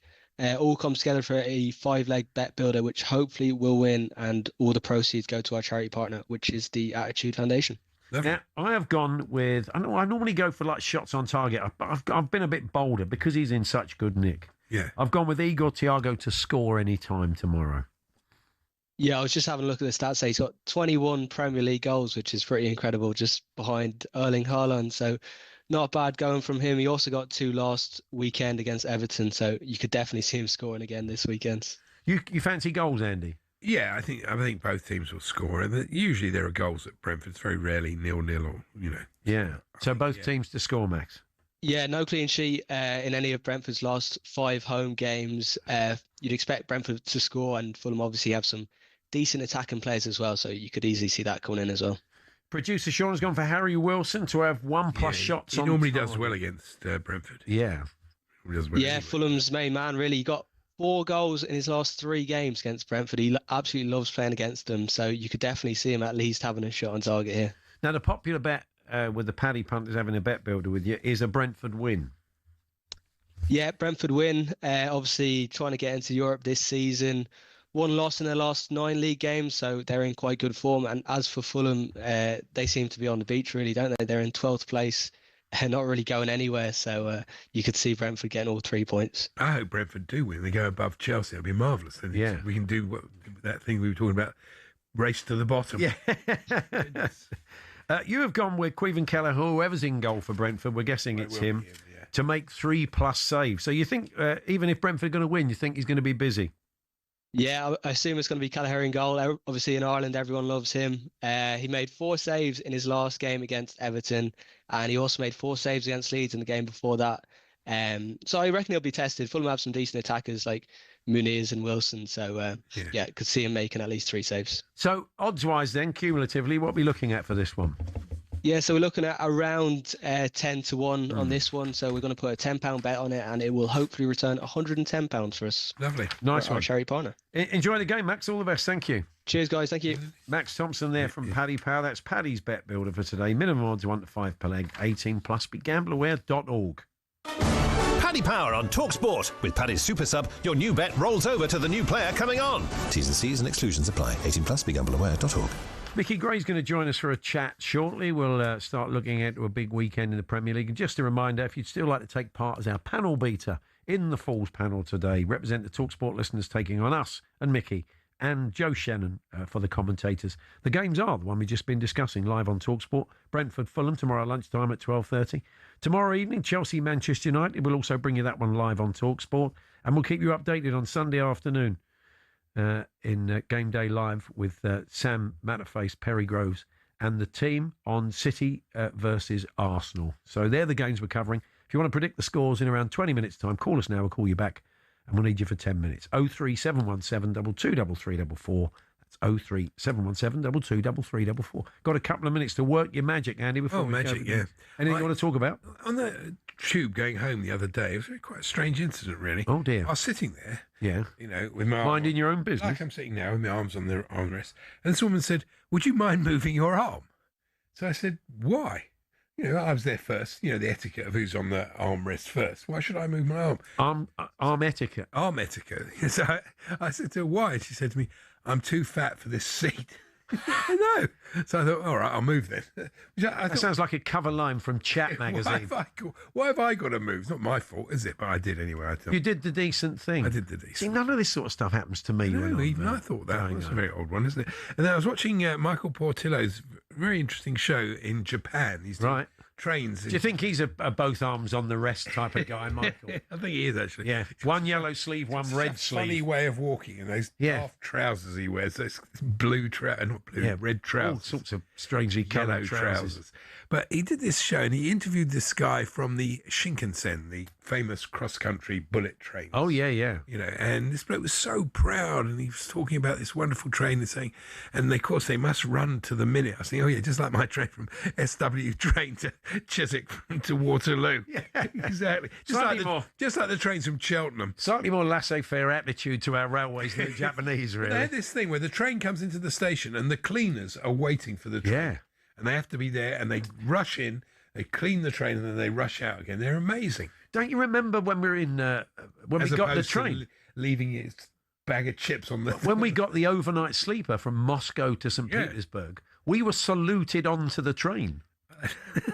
Well, there you go. I mean, because they're to big be honest, fans of talkSPORT. once you actually get in the cabin, it looks like a 1970s living room. It really does, doesn't it? But no, people in uniform, woman in uniform, saluted us onto the train. It's tremendous. I do like a train journey. I think it's best way to travel, really. But well, there we are. So Andy, a little minor incident that Andy was involved in the other day. That was it. There was no follow-up. What did you say to that? I mean, was she? What did I say? Were you expected to say, "Don't be so hard on yourself"? Or were you expected then to fly in with a compliment? No, I just left it. What could I say? I mean, she was sort of laughing as she said it. So. Oh, okay. Well, it sounds like a nice exchange. Well, it sort of was. I just think, I was here first. Yeah, I did feel that. Claiming did the you see armrests. this fascinated me as well. Yeah. Boxer David Hayes' sexism, according to The Sun. Oh, yeah, I saw some of this. Was exposed on I'm a Celebrity because he did not have AI to check if his chat was acceptable. The former fighter routinely runs planned remarks through chatbots to avoid slip-ups. I've seen the remarks. To be honest, I don't think you need AI to know you're going to get. You've got to ask. Then you know it's not right.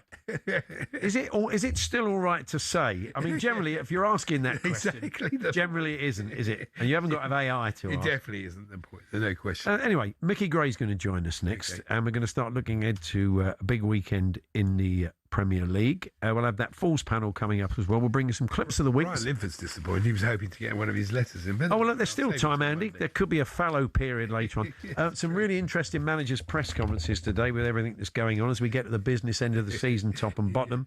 And we will hear from the gaffers before we hand over to Andy Goldstein and Darren Bentwood. Thank goodness we won't be hearing from ours today because he spoke yesterday. Oh, okay, fair enough. Honestly. So the stuff he said yesterday was just staggering, honestly. Well, you'll get that out of your system because we're going to talk a bit of Chelsea, Manchester United with Mickey, amongst other things, after the news headlines.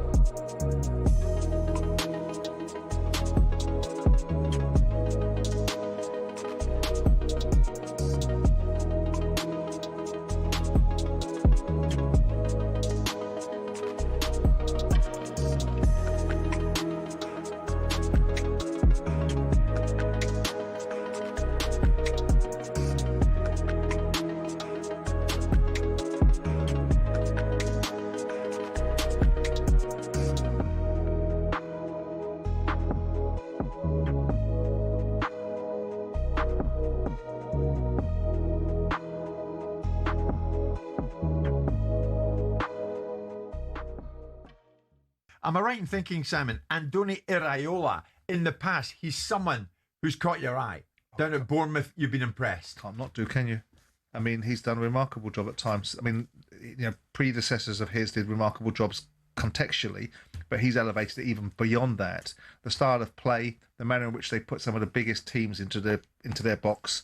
They've had players repeatedly sold from underneath them, and yet still managed to produce a talent pool. They've had players sold at the beginning of the seasons, players at the middle of the seasons, and yet the guy has worked the oracle.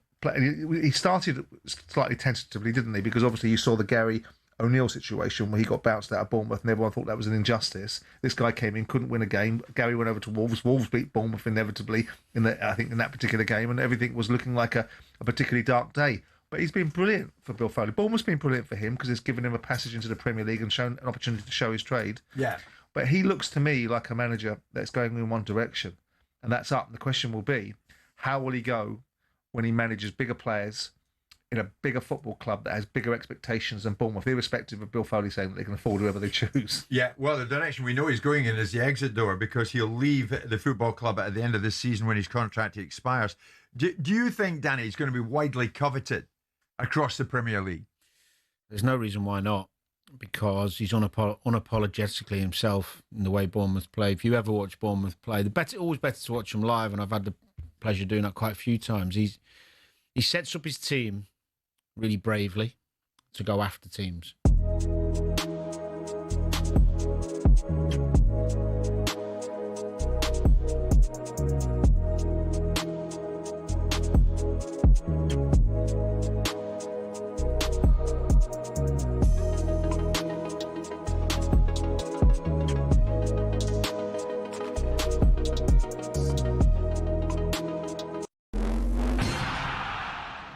Chelsea co-owner Bedad Eghbali's admitted getting rid of Enzo Maresca was not the change the club wanted to make, and that it's had a negative impact on the season. He added, "I think we're behind Liam Rosenior." Former midfielder Joni Morris can't see Chelsea making Champions League.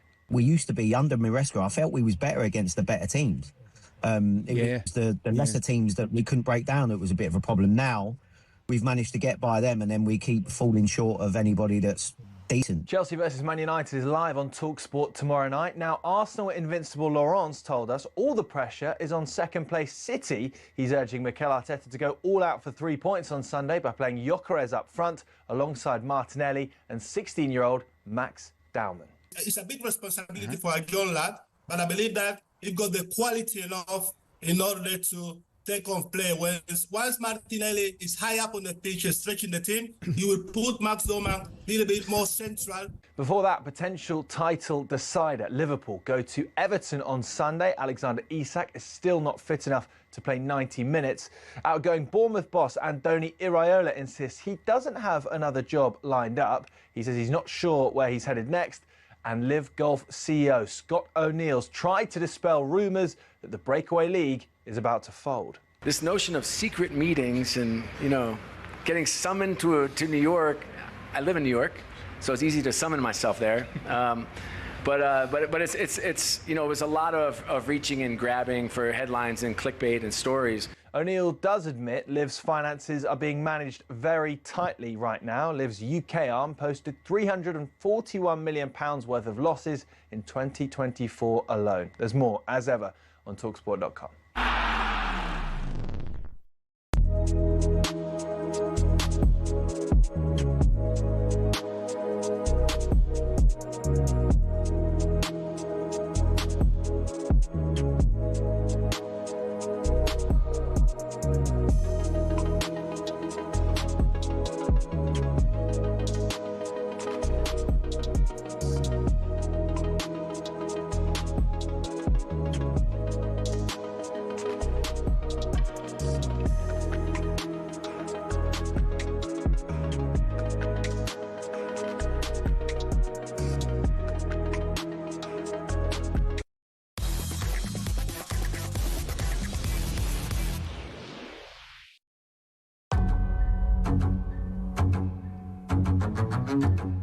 It's back to Haaland, point-blank range, and there he shows what a goal scorer he can be. I favour City because I think since they got knocked out against Madrid, I think they've been absolutely brilliant. Here's Eze inside the penalty area, Gyökeres pokes it in! I think a lot of things will be revealed on Sunday. If Arsenal do anything other than lose, they will win the Premier League. And that is it. Full-time whistle goes, and it's Manchester City who win the League Cup yet again. Man City winning definitely got one over on them. You're in the Champions League semi-final. You're still currently top of the Premier League. I'm on fire. That's it. Nothing else. I like it. Arteta saying bring the fire, but go and show it on Sunday. Well, we've done a good 3 games, but the best team in England so far is Arsenal. Whips in the cross. Saka got a touch and heads it beyond the goalkeeper. I wish that we were doing the Arsenal documentary this season. Enjoy where we are as a club. If someone doesn't want to do it, so be it. And I feel huge gratitude for what the players are doing and our supporters. So thank you. Yeah, it's an absolute cracker. We'll keep you in touch with it on Sunday afternoon on Game Day Live, of course. Bit of team news from the press conference with Mikel Arteta this afternoon. And we know Bukayo Saka's out. He's not quite ready yet, they say. Noni Madueke could make it. He didn't look too good the other night, but they said it wasn't as bad after the game. He could be available. Odegaard, Calafiori and Timber. He says, we'll try again. Some players are quite close. We will try to push everybody tomorrow, which hints at the fact that some will be involved and maybe some will be on the bench.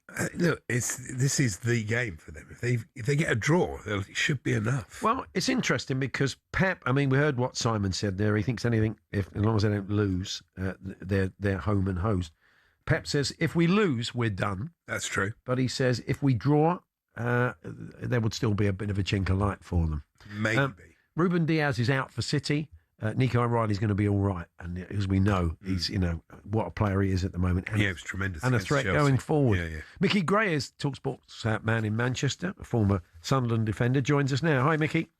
Paul, Andy, how are we? It's going to be interesting how that feeds into the way Arsenal approach the game, because Mikel Arteta's also said today, we're not going for a draw. We've seen him go there before and look to be quite defensive and come away with something, but you kind of sense that is what he's going to do. Yeah, I mean, what's your reading, Mick? It is.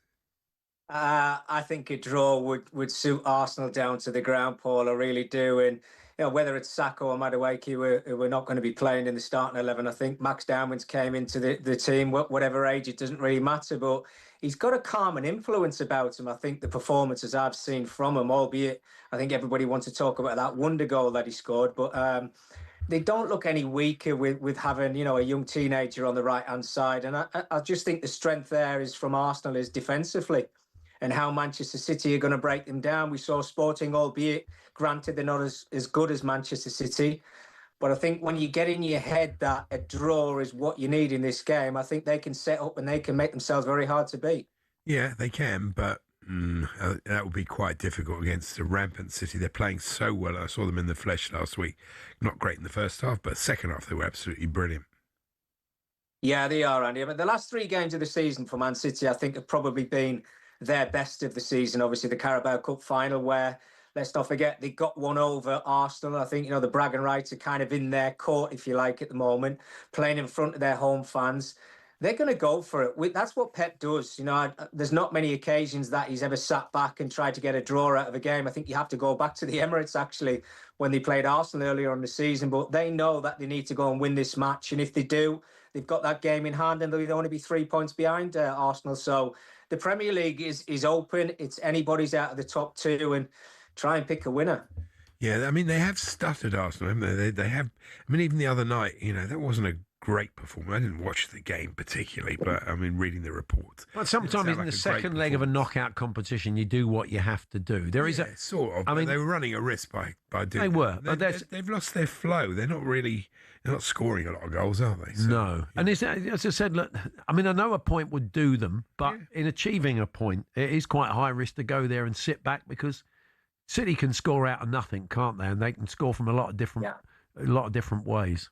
Yeah, they can, Paul. And, with the forward attacking players that they've got, and Erling Haaland's obviously, after that hat-trick he got, he's back on form and he's scoring goals. Look, I think we know what we're going to get from City. I don't think there's going to be any surprises there. It just depends whatever 11 that they're going to start. But I think in Arsenal's perspective is, We know that they're going to be trying solid at the back. It's just what they do in midfield and what players they have actually got available. And look, they're going to get chances. You know, nobody dominates a game of football for 90 minutes. No. If they can hang on and they give themselves one or two opportunities and they're clinical when those chances come around, there's no reason why Arsenal can't go and win this game. Because we've seen Manchester City can be vulnerable and they do give you chances to score goals. You know, it's just because they're playing so well at the moment. You want to talk about the forward players, but they've got a couple of players that could be missing as well. So it could be a chance for Arsenal. Everybody's kind of in the camp of Man City and thinking they're favourites for this game. Arsenal have got a real chance of winning it if they prepare right and they put themselves on the pitch and do everything right that the manager asked them to do. The crowd could be a bit edgy as well if City aren't in front, because the City crowd know this is it for them. They've got to win. Yeah, that's true. We've not had too much. We've seen the Arsenal crowd getting a bit edgy, understandably. Yeah. So for Manchester United, they go to Chelsea tomorrow night on talkSPORT, and quite a sobering result, really, against Leeds the other day. They were just under the Leeds were excellent. Yeah, first half. Don't worry, they won't come up against that tomorrow. Yeah, they won't. They absolutely won't. They'll win easily. I'm telling you. Wow. Yeah, they were fantastic, weren't they? Leeds. I don't think anybody expected that. Certainly at Old Trafford, and what we've seen so far of Michael Carrick and his team, not just at Old Trafford, I think, but overall. But there's no doubt that was the worst performance since he's been in charge for the first 45 minutes. I mean, Leeds could have been out of sight, 4 or 5, you know, would have glossed over the top of it because they had some huge opportunities. But when they went down to 10 men, they actually played better. But I think the incentive in this one, and Andy, you might know this better, obviously being a Chelsea fan, is if United win this game, and I know it's tough, you know, they've been to Chelsea quite a lot over the last decade and come away with not a lot. I think they've only won there once. That's a 10-point buffer from themselves to Chelsea for those Champions League positions. So it's a big game. It's not even relevant that Chelsea are not finishing in the Champions League positions. You're very confident in that, are you? Not in a good way. Well, they're not going to win another game this season, so that'd be quite hard to finish. I don't know about that. I do. Let's move on to Blackburn versus Cov tonight. Your old club, of course, Blackburn, expected to be the Patsies this evening as Cov. I talk about Coppers looking younger. 25 years, Mickey. It's amazing, isn't it? Since they were last in the Premier League. They only need a draw, though, so that'll be enough. I can remember them playing in the top division on a regular. That's shocking that it's that long. But it'll be good to get them back. But having said that, look, Blackburn have got a lot to play for. After losing to Saints earlier this week, they're right down in the mix, aren't they? So they need something from tonight. Yeah, they do. I probably played against Coventry last time they were in the top division. That's how long ago I was playing. But no, they've been brilliant this season. Look, football works in funny ways, doesn't it? I think last season, if I'm honest with you as well, they should have beaten Sunderland over the 2 legs in the semi-final. And I actually think they deserved to be in the Premier League last season because they played some excellent football. So I'm so happy that Frank's done the job. Look, they're up. It's only down to goal difference. Nobody's going to catch that in the remaining games that they've got left. I just hope they finish the league strongly because they've drawn the last couple of games. But I saw them a couple of weeks ago in the Hull game. Excellent game, by the way, but it was 0-0. But they've got so much quality and so many players who can score goals for them. I think it's going to be a tough night for my old club, Blackburn, I have to say. But I still think Blackburn are going to be okay at the bottom of the table. Good stuff. Mickey's going to stick around. We've got the Falls panel. We're going to try and predict the scores of Chelsea, Manchester United, City, Arsenal, and indeed Brentford versus Fulham. We'll kick our coverage off of the Premier League tomorrow. Mickey will be alongside Mark Wilson, a very versatile man. I was watching him in action last night doing the rugby league at a Hull Saints game. But Mark will be turning his hand to football tonight alongside Mickey for Blackburn versus Cov. Hugh Rosencroft, your host. All the build-up from 7 on talkSPORT 2. Now, Game Day Live on Sunday afternoon is going to bring you extensive coverage of that huge game between City and Arsenal. Then we've got the final word to have your say on that match and all the other big stories of the weekend and the day. And that'll be on talkSPORT and on the YouTube channel. So join Sam Matterface and the team for Game Day Live 1:30, then Majestic, and Alan Pardew taking your calls from 6:30 on Sunday. Falls panel up next. Joe Shannon, one of our top commentators, joining us. We're here with Toolstation. Get your home spring ready with great deals on top paint brands like Dulux, Crown and Leyland. Next stop, Toolstation.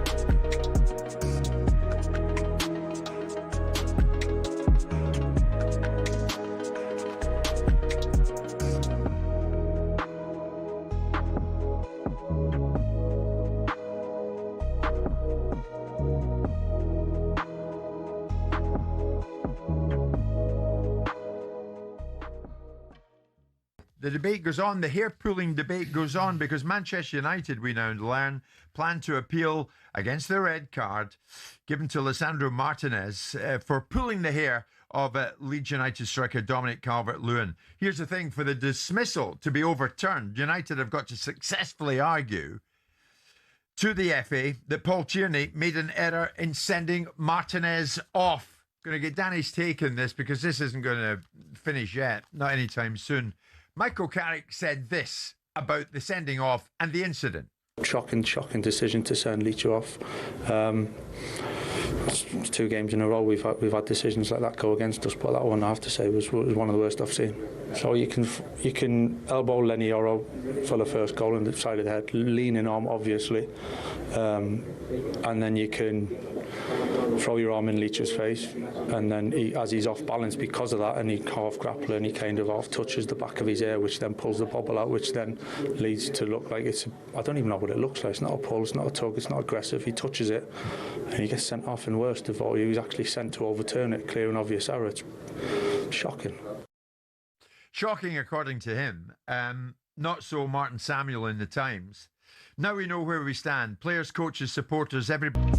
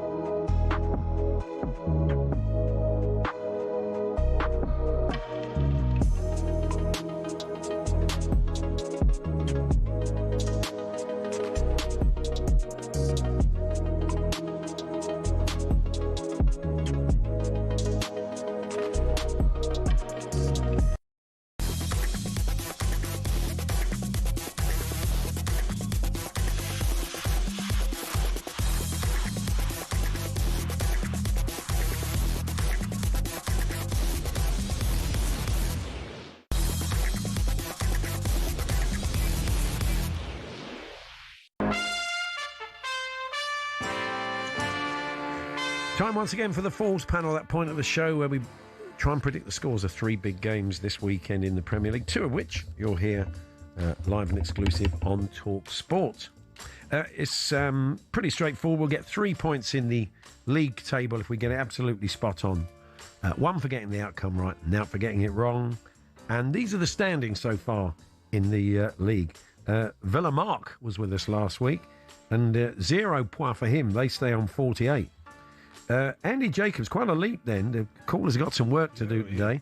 Andy Jacobs on 55, 4 points. You were star performer, Andy. Well played. Quite impressive. So 55 for Andy. I'm mid-table. I got 2. I'm on 59. Then again, a bit of a leap to the top 2. SV Collymore, he's on 66, and Mickey Grabby standing in for him. And Nigel Adley represented the commentators, a solid 1, keeping them at the top of the table. This is like Arsenal City, isn't it? It is. It's very tight. So can Joe Shannon keep them there? Can he do an Arsenal? He's going to be actually commentating for us on Brentford Fulham, though. Good afternoon, Joe. Afternoon, guys. I will do my best. Yeah. We're expecting this to be an entertaining game tomorrow. You've been doing your research. You're looking forward to it?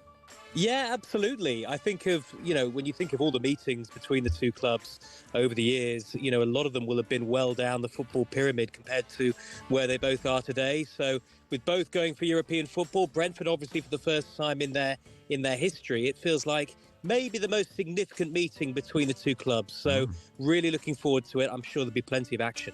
Hoping to move the talkSPORT listeners, the panel beaters up the table is Mike, the Arsenal fan. Hi, Mike. Hey, Mike.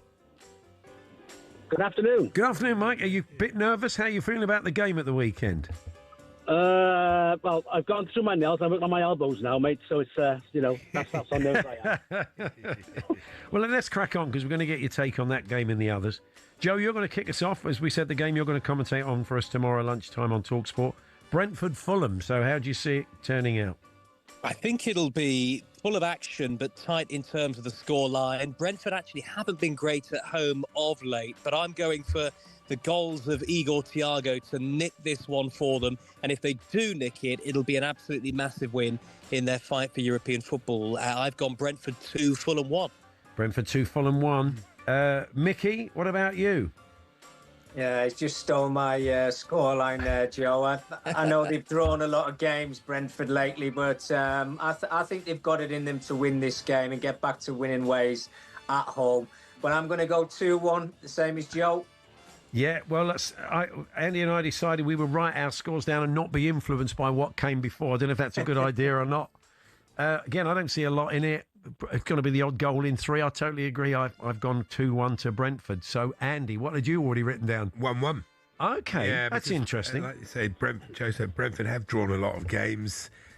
It's always tight between these two. And Fulham, second half, they were very rusty in the first half against Liverpool last week. Second half, they were a lot better than I expected them. I mean, they created a lot of chances. Yeah, they were good in the second half. So not enough of them on target, sadly. So there we are. Well, from a Fulham point of view.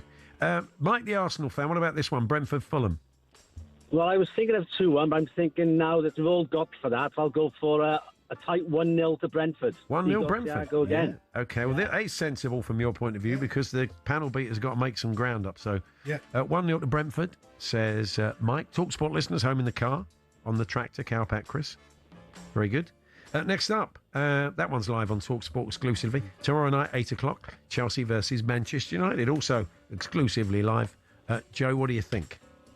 Manchester United very patchy of late, and of course they'll have been massively disappointed with the result against Leeds on Monday. But as I'm sure Andy will tell you, as I'm sure he has already told you, the whole Chelsea project for me looks pretty gloomy at the moment, and they're really out of form.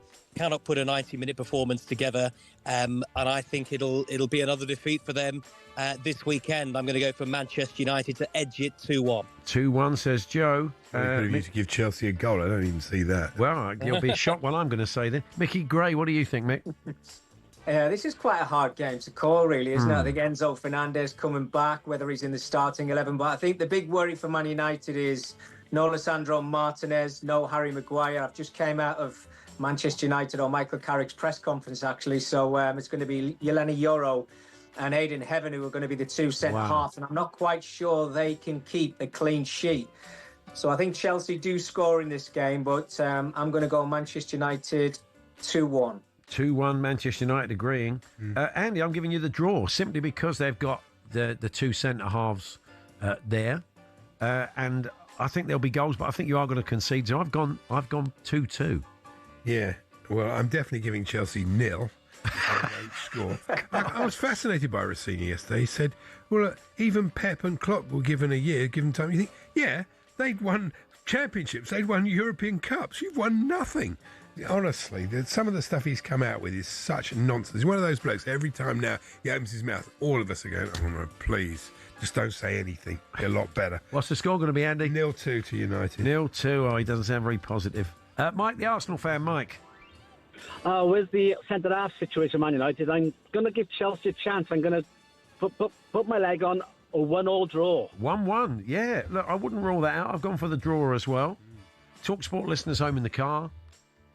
And finally, Sunday afternoon, the big one, where Pep says if we lose, that's it. That is the jeopardy involved. Sam Matterface, Charlie Adam and Perry Groves keep you in touch with that on Sunday afternoon on Game Day Live. So, Joe, you kick us off then. City versus Arsenal. It is the game in the title race so far, isn't it? And Manchester City, I thought, really ruthless, really hungry. Plenty of that resilience on show at Chelsea over the weekend. They look like they're finding their groove at just the right time. And, of course, everybody knows what's been happening with Arsenal. I think it'll be closer than some have maybe suggested coming into this game. I do fancy Arsenal to score, but I do think Manchester City are going to win this by 2-1. 2-1, says Joe Shannon. Mickey? Well, look, I hope there's goals in this game. I really do. But I just think I want the title race to go right to the wire. I really do. And what's at stake for Arsenal? I think they're going to be very difficult to break down. And Man City are going to knock on the door so many times. But like in 2024, when Arsenal went back down to 10 men in that game, I'm actually going to go Man City 0, Arsenal 0. Wow. Okay. That's interesting. I think I'll stop watching football if that happens. That's the best they can do out of that game. It'll be a long way from Bayern Real Madrid, won't it? But we'll see. Yeah. I agree with Joe. I think it's, again, odd goal in 3. I think City will just find a way, a little bit of sort of Doku magic or something like that could just unlock it. I'm going to go 2-1 City. Andy. Yeah, I've written that down. I mean, logic says City should win this. They need to win it. And of course, Arsenal need something out of the game. Yeah, I'm hoping it'll be a good game. That's what we really want. The whole world will be watching Sunday. Let's see a good game. And the Premier League has taken a bit of a kick in the last few days because of the, comparison between... sometimes, I mean, look, the Bayern Munich Real Madrid game opened up because of Neuer's mistake. It might not open up to that extent without that. Yeah. So you could get a wreck from someone that makes it a very different game. So I think Mike, the Arsenal fan, will be hoping it's not Arsenal making the mistakes. So what do you reckon then, Mike, in this game? I think I'm quite positive on this one. I think Arsenal are going to revert to type and be very defensive, but I still think we're going to break in score. I think it might hopefully be a 1-1 draw. Oh, you're going to go? You're happy with the draw? 1-1. Yeah, a draw. It is a good result. That'd be a fantastic result. Although Pep's he's not waving the white flag. No, it wouldn't be over because they've got a game in hand and they've got other games, and Arsenal could lose the game, but it will go some psychologically. Way. Yeah, go some way to doing it. talkSPORT listeners home in the car. So there we are, Mike. Have a good weekend. Thanks for joining us. Appreciate it. Yes. I'll look forward to what talkSPORT going to say to us on Monday morning. That'll be fun. Oh, yeah, breakfast. Yeah, that all the fallout on breakfast on Monday morning. Thank you, Mike. Is Martin Keown on Monday? He'll almost certainly be on. With Jim, I think. He'll probably windmilling with Simon if it all goes wrong. So that's Mike. Thank you, Mike. Thank you, Joe. We look forward to hearing from you tomorrow lunchtime at Brentford. Thank you, gents. Big game on Sunday too. Ipswich Borough on talkSPORT 2. That's a massive one in the Championship as well. Oh, excellent. Yeah, another one. Yeah, I see Joe's doing that with Dean Ashton. So that's 12 o'clock on talkSPORT 2. And thank you, Mickey. Have a great weekend. Mickey. Appreciate you joining us. Pleasure, guys. Hope it's not 0-0, by the way. Yeah, fingers crossed. Thank you. There's Mickey Gray there, our man in Manchester, former Sunderland defender and Blackburn defender. And he's on duty tonight with Mark Wilson at Ewood Park for Blackburn versus Coventry, where Coventry could confirm their return to the Premier League after 25 years. So tune into that. In the final hour, we'll hear from the managers ahead of all the big games this weekend. We'll have some clips of the week. And Tim Vickery will be joining us today, and we'll have news of the next wonder kid in Brazilian football. Could he be heading to the Premier League and to City potentially? More on that shortly.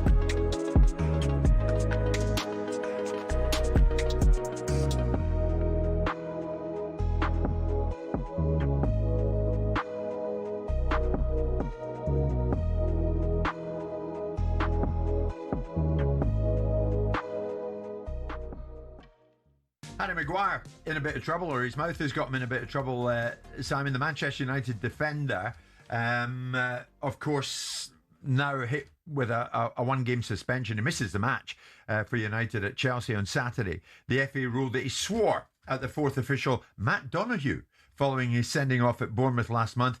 McGuire missed Monday's defeat to Leeds, serving the suspension for that red card, but he'll now be banned for an additional game. Now, on the language that was used, the FA's written reasons confirmed that the fourth official, Donoghue, claimed McGuire shouted as he left the field, "You're a joke.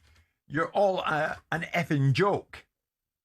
McGuire insists he didn't insult the fourth official, instead claiming he said something along the lines of, "It's an effing joke." The independent commission sided with the fourth official. They actually asked for a 2-match ban, but in mitigation, which included McGuire's character, it meant they settled on 1. What's worse, Simon? Or did they get a character reference from the people in Mykonos? What is worse? Questioning the integrity of an official or swearing at them? Context, isn't it? I mean, robust language is used. It's the manner in which it's used. We're all grown-ups, and this language that we see and hear, which some people are wallflowers about, is traded amongst referees and players at certain times because you want that kind of dynamic. You don't want it to turn into disrespect, into aggression. And some would say, how can you use that language without being aggressive? Well, you can. Yeah. You can use it contextually. But there's also this balance in my mind's eye, which I always want, which is the respecting of all. talkSPORT Sports Update, powered by the Nissan Van range, helping business owners to work better and live better. Search Nissan Vans or head to your local Nissan Van Centre. Good afternoon, I'm Max Scott here with your sports headlines. talkSPORT understands Bukayo Saka will not feature in Arsenal's huge title showdown at the Etihad on Sunday. So without their star man, can we expect a Premier League thriller? Watching Arsenal's not entertaining with respect. So I think it's up to Manchester City to provide the entertainment, because I agree with Gabby. I think we're going to see quite an attritional game plan from Mikel Arteta.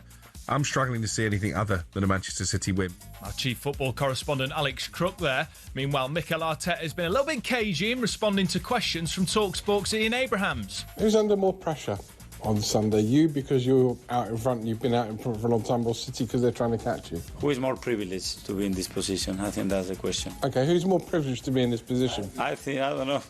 I feel very privileged.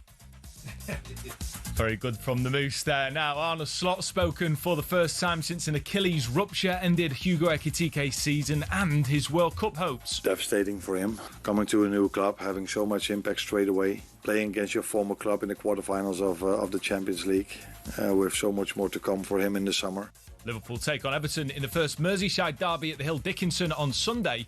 Elsewhere, Chelsea co-owner Begdad Eghbali has used a rare public appearance to say he thinks the club are behind manager Liam Rosenior. This afternoon, they've also confirmed Moises Caicedo has signed a new contract until 2033.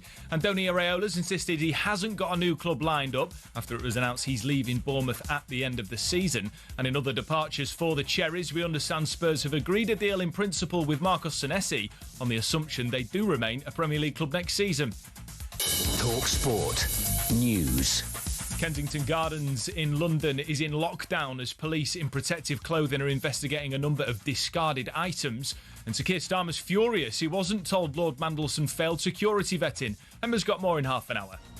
talkSPORT weather with QuickFit. You can't trust the weather right now, but you can always trust Pirelli tyres. In stock now at your local centre. Visit quickfit.com and book today.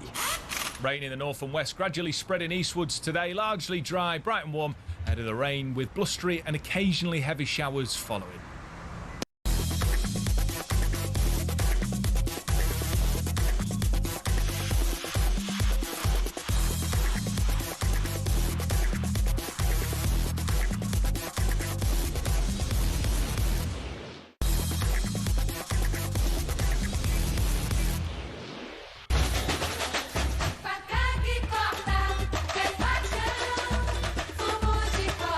Yes, a day later than usual. We're delighted to say, joining us to bring us the very, very latest from South America, it is Tim Vickery. Good afternoon, Tim.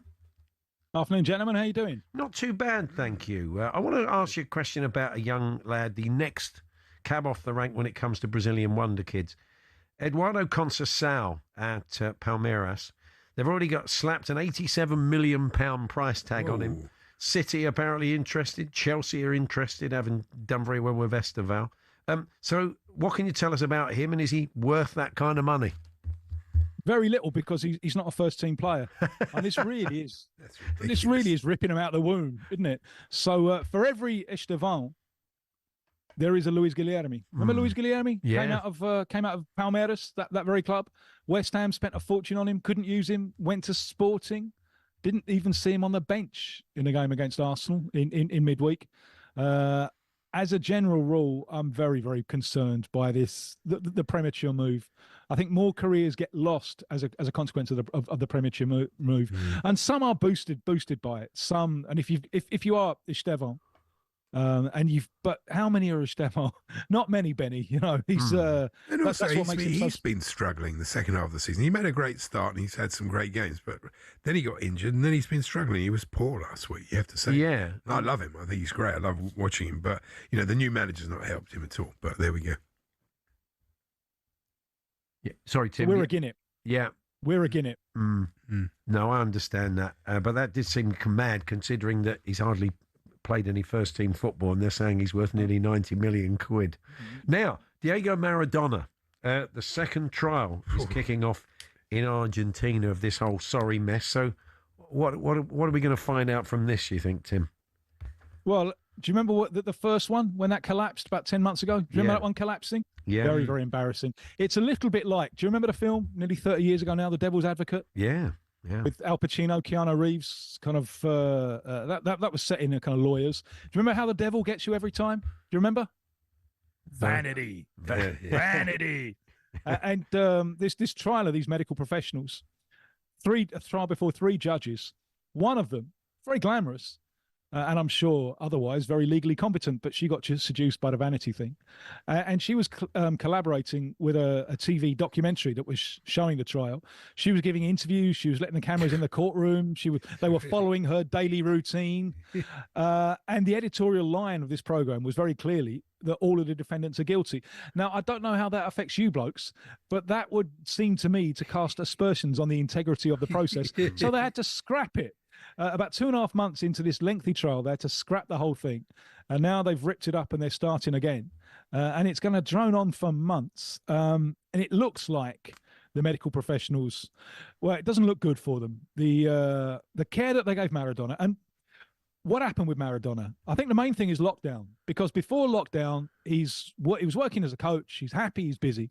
And then he has to stay at home and he's an addict. He can't do that. So I don't think it was the drugs, but it was the alcohol. And coming out of the lockdown, he was just all over the place. And he had an operation for a blood clot on his brain. And then he was being treated at home. And I think, and I'm not a medical man, I could well be wrong. I've been wrong in the past. But I think that the medical team were trying to treat his addiction problem. And they weren't looking sufficiently at the medical needs of someone who had just had quite a delicate surgery on his brain. The Argentine Medical Board concluded that the treatment had been inappropriate, deficient and imprudent, full of deficiencies and irregularities, no oxygen cylinder, no defibrillator. They weren't monitoring him sufficiently. The medical defendants have said in their defense that it was Diego Maradona who demanded home care, and I'm sure he wasn't rather than a hospital, and I'm sure he wasn't the easiest of patients, and that his death occurred unexpectedly, suddenly during sleeping hours without offering us any time to do anything about it. We will see what the verdict of the judges is. In my unlearned opinion, some of them are going to be doing so much bird they're never going to want to look at a canary again. Well, there's 120 witnesses people are going to hear from over there until July. They think this will run to. And as you said, the defendants have denied the charges of simple homicide with eventual intent. They could face prison sentences of between 8 and 25 years, but they say he died of natural causes and they did everything they could. So we will find out between now and July. Yeah. Now, a former Wigan striker you want to tell us about, who's got stuck into the Bolivia coach. Yeah, this is maybe even Wigan fans don't remember him that well. Marcelo Martins Moreno, who had a few games for Wigan a few years ago. Now, he is Bolivia's all-time top goal scorer, centre forward. He retired a couple of years ago, but he came back this year to try and solve Bolivia's goal problem and get them to the World Cup. But they didn't pick him. And they lost in the playoff 2-1 against Iraq, in a game where Iraq had 2 corners and Bolivia had 16. And so the point that Marcelo Martins Moreno is making is that he could have made the difference with a side that has that amount of the game, but no penetration. And he scored a couple at the weekend, and he just blasted off at the coach. Said it's all the coach's fault that we didn't go to the World Cup. He should have picked me. I deserved this opportunity, he says, and I quote, as a player and as a legend. And it's all the coach's fault that we're not going. And this, I think, number one, it's a great story in itself. Number two, it does shed light on a problem that a number of the South American coaches have at the moment with the veterans. What do you do about them? Yeah. If you're Colombia and your side is built around James Rodriguez, and James Rodriguez is at his latest team, Minnesota, some of the games he's not even getting on the bench. Less than 2 months ago to the World Cup. Wow. What do Uruguay do about Luis Suarez, who retired from international football, spitting blood at Bielsa a couple of years ago, but is now saying, you know what? I would never say no to my country. If Uruguay take me back, I could well be interested. What will Argentina do about Lionel Messi? Or rather, what will Messi himself decide to do? Because we still don't have an official word on whether he's going to play the World Cup. And maybe the biggest one of the lot, I think he will as well. What will Brazil do about Neymar? Every game is becoming a referendum on whether Neymar should play for the national team. In midweek, they played a game in the kind of Europa League equivalent at home to a team from Paraguay called Recoleta, a small team from Paraguay, who took a largely reserve side. And there was speculation that they were going to give a run out to the club president, who is 52, but is on the list of inscribed players. Now, the club president didn't get on in the end, but it finished in front of Santos fans, a 1-1 draw. Very, very disappointing. Neymar getting into a slanging match with supporters as he leaves the field. He said he's not going to do that anymore. He regrets that. But what Ancelotti is going to do about Neymar, that's going to be a huge story over the next few weeks. In Argentina, it's Super Classico weekend, isn't it? Yes. River Plate versus Boca. 80-odd thousand people squeezing into River Stadium. No Boca fans. That's not the way they roll in Argentina. Home fans only. But, who's in the box seat at the moment? When I was over a little while ago and popped in and saw Ignacio, who we know at River Plate, they were going through it. They just had that change of coach. They got rid of Gallardo, which was a huge emotional thing for them because he's a club legend. Yeah. So where are they at the moment? Well, Boca have found something, and I've seen a lot of them this year. And a while back, it was it was like watching Tottenham. It was almost like Can't be that bad. There were no shots. There were no shots. And then, but he's changed the midfield a little bit, and that midfield is working. On Paredes is a class act. Young little Delgado, little player. I think you're going to hear stuff about him. So Boca have just found something. They were very good in the week. That they beat a team from Ecuador 3-0 in the Libertadores in the week. So Boca have just run into something. River are still in a state of transition. It's not the game that it was just because Brazil has become the dominant force. You know, Flamengo against Palmeiras has almost it's certainly become a derby with more on it these days than River Boca. But River Boca is always a great event. And I'm expecting nothing less on Sunday afternoon. Yeah. I mean, still, the atmosphere is as I said, I think it's currently 86,000. It's going to go up to about 105, 106 River Stadium. It is the national stadium. But it's always full, Tim. They do not, it doesn't matter who they play, whether it's Boca or anybody else, they have a full house every week. Yeah, well, River don't want away fans to come back. No. Because if you have away fans back, there's an area of the stadium there that you can't sell, between the two. And they can fill it. They can fill it just with their supporters. And Boca's is much smaller. But if Boca's ground was 200,000, they could fill that as well, couldn't they, Andy? They could. And there is the appetite for it. Have you seen these renderings, I think is the word, of the new Boca Bombonera, getting rid of that flat stand? It's going to be really difficult because there's so much property around there, and completing the three-sided stadium into a proper four-sided stadium. Will it happen? Who knows? Yeah, it's amazing, as you say, the profile of Argentinian football generally, compared with just the sheer amount of people that say, if you built 200,000 seat stadiums, they would fill them every week. The appetite is there, isn't it? Yes, yeah. If you build it, they will come. Indeed. And I think there's an omen here because Andy there, whose sympathies are with Boca, he's in a kind of blue shirt with yellow. Yeah, you're a bit Boca'd up today, if you know what I mean. Tim, we'll catch up with you next week. Thanks very much. Look forward to it. Certainly bought my own team. Yeah, you certainly have. Anyway, from South American sport, we head for North American sport, and it's only a week or so off the draft, and we're going to have extensive coverage of the NFL draft next week. We're going to be touching on that, some other stories from the world of baseball and basketball and other matters besides. We're going to be joined by Todd Macklin, as always, to look ahead to that. And then we'll have some clips of the week, and they're worth sticking around for today. So hope you'll be able to do that. We're here, of course, as always, with our very good friends at Tool Station. Check out the wide range of garden power tools with brands such as Bosch and Ryobi, Next stop, Tool Station.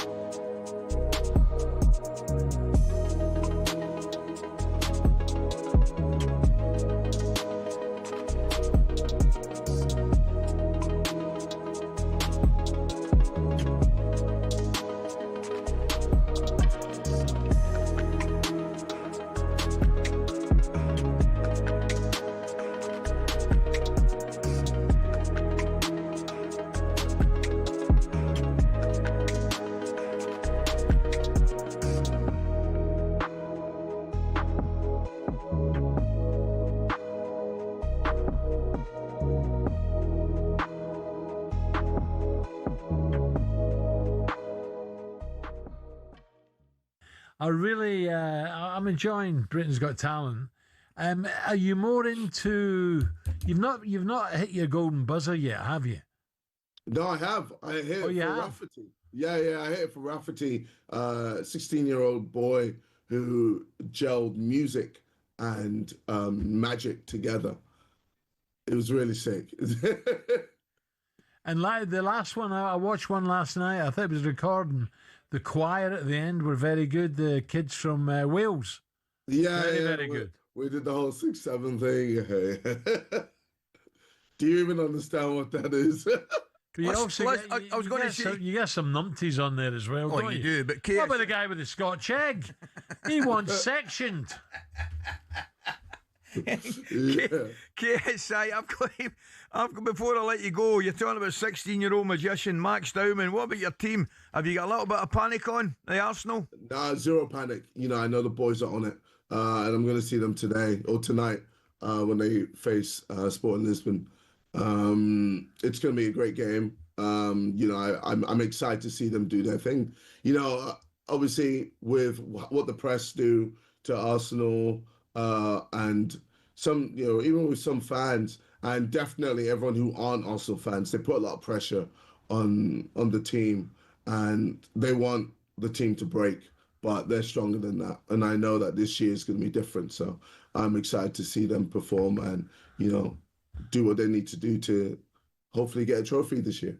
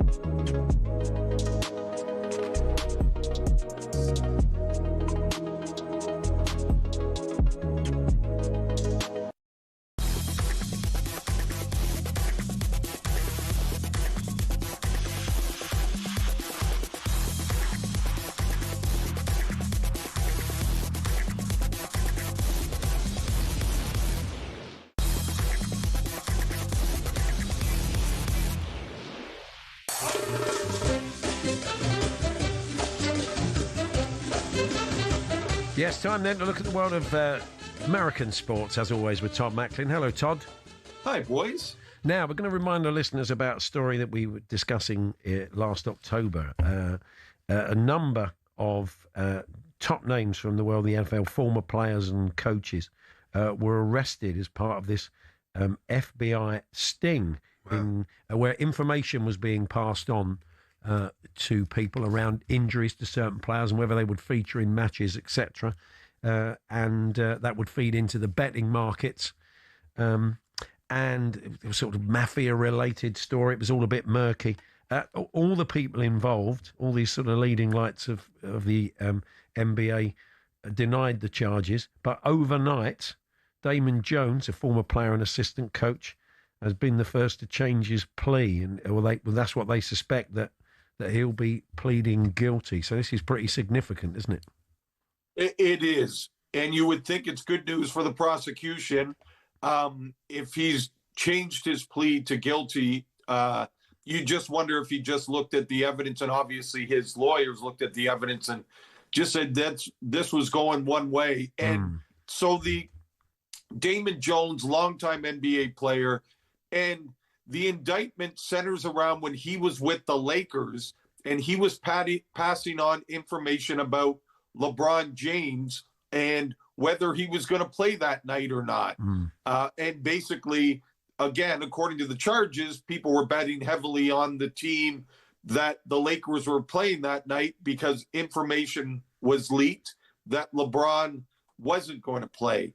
So again, that's the charges. He's changed his plea. Again, he's one of many that have been charged. It'll be interesting now with him changing his plea. Do others follow? Yeah, absolutely. Now, in the NBA, we're at the play-in tournament stage, another layer. This is deciding the 7th and 8th playoff seeds, isn't it? And Amazon Prime have got coverage of the playoffs, I think, for the first time, these play-in tournament for the first time, that went into the postseason. But they had a bit of a nightmare the other night. We have a minute to go in overtime in the Heat Hornets game on Tuesday. They lost the feed. Oh, dear. They lost the pictures. It just said technical error came up on the screen and people were going nuts. Even LeBron James was tweeting about it, wondering what happened to the pictures. Yeah, this is streaming, right? In the 21st century.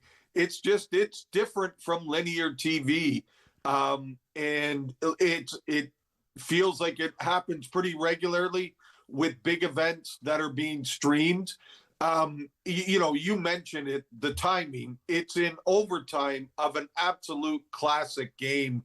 That game between Charlotte and Miami was just a terrific basketball game. So to lose the feed at the time, I mean, you probably have your biggest audience in overtime at that time. And then the other thing is, it took about 2 minutes to fix. And a lot of us who have worked in TV, a second on TV is an eternity. If you've lost the pictures, you're in black, you've lost your audio. So for it to be down for 2 minutes is just an incredibly long time and a very frustrating experience for those who are watching. It was let's move on. Going to move on to the NFL, actually, because as we were saying earlier on, that talkSPORT are going to have lots of coverage of the NFL draft that gets underway next Thursday, the first round pick. And I've been reading a couple of features this week. The two standouts everybody's talking about is the Indiana quarterback, and the guy won the Heisman Trophy, top college player, Fernando Mendoza, quarterback, and the Notre Dame running back, Jeremiah Love. There's lots of big features about them. Now, the sort of nature of these guys has changed because now, they are kind of independently wealthy. They can make money from their image rights as college players. Both of them are millionaires already. It's easier for a running back to succeed quicker than a quarterback. It always takes a quarterback longer, generally. But Mendoza will be helped by the fact it looks like the Raiders could be getting him. That's the word. And, of course, that means he'd be working with Tom Brady, which is, potentially, he was a part owner of the team. So they're both really interesting characters. And it kind of, I'd say the profile of college players is so big. I'm sure most people who are into the sport know about these guys, but they're both interesting guys. Absolutely. And Mendoza, won the Heisman Trophy, won the national championship. It's almost a certainty he's going number one. The Raiders need a quarterback. And in the offseason, in free agency, they didn't bring in any young quarterbacks, right? They brought in Kirk Cousins. So it just feels like that's leading us to believe it's going to be Mendoza.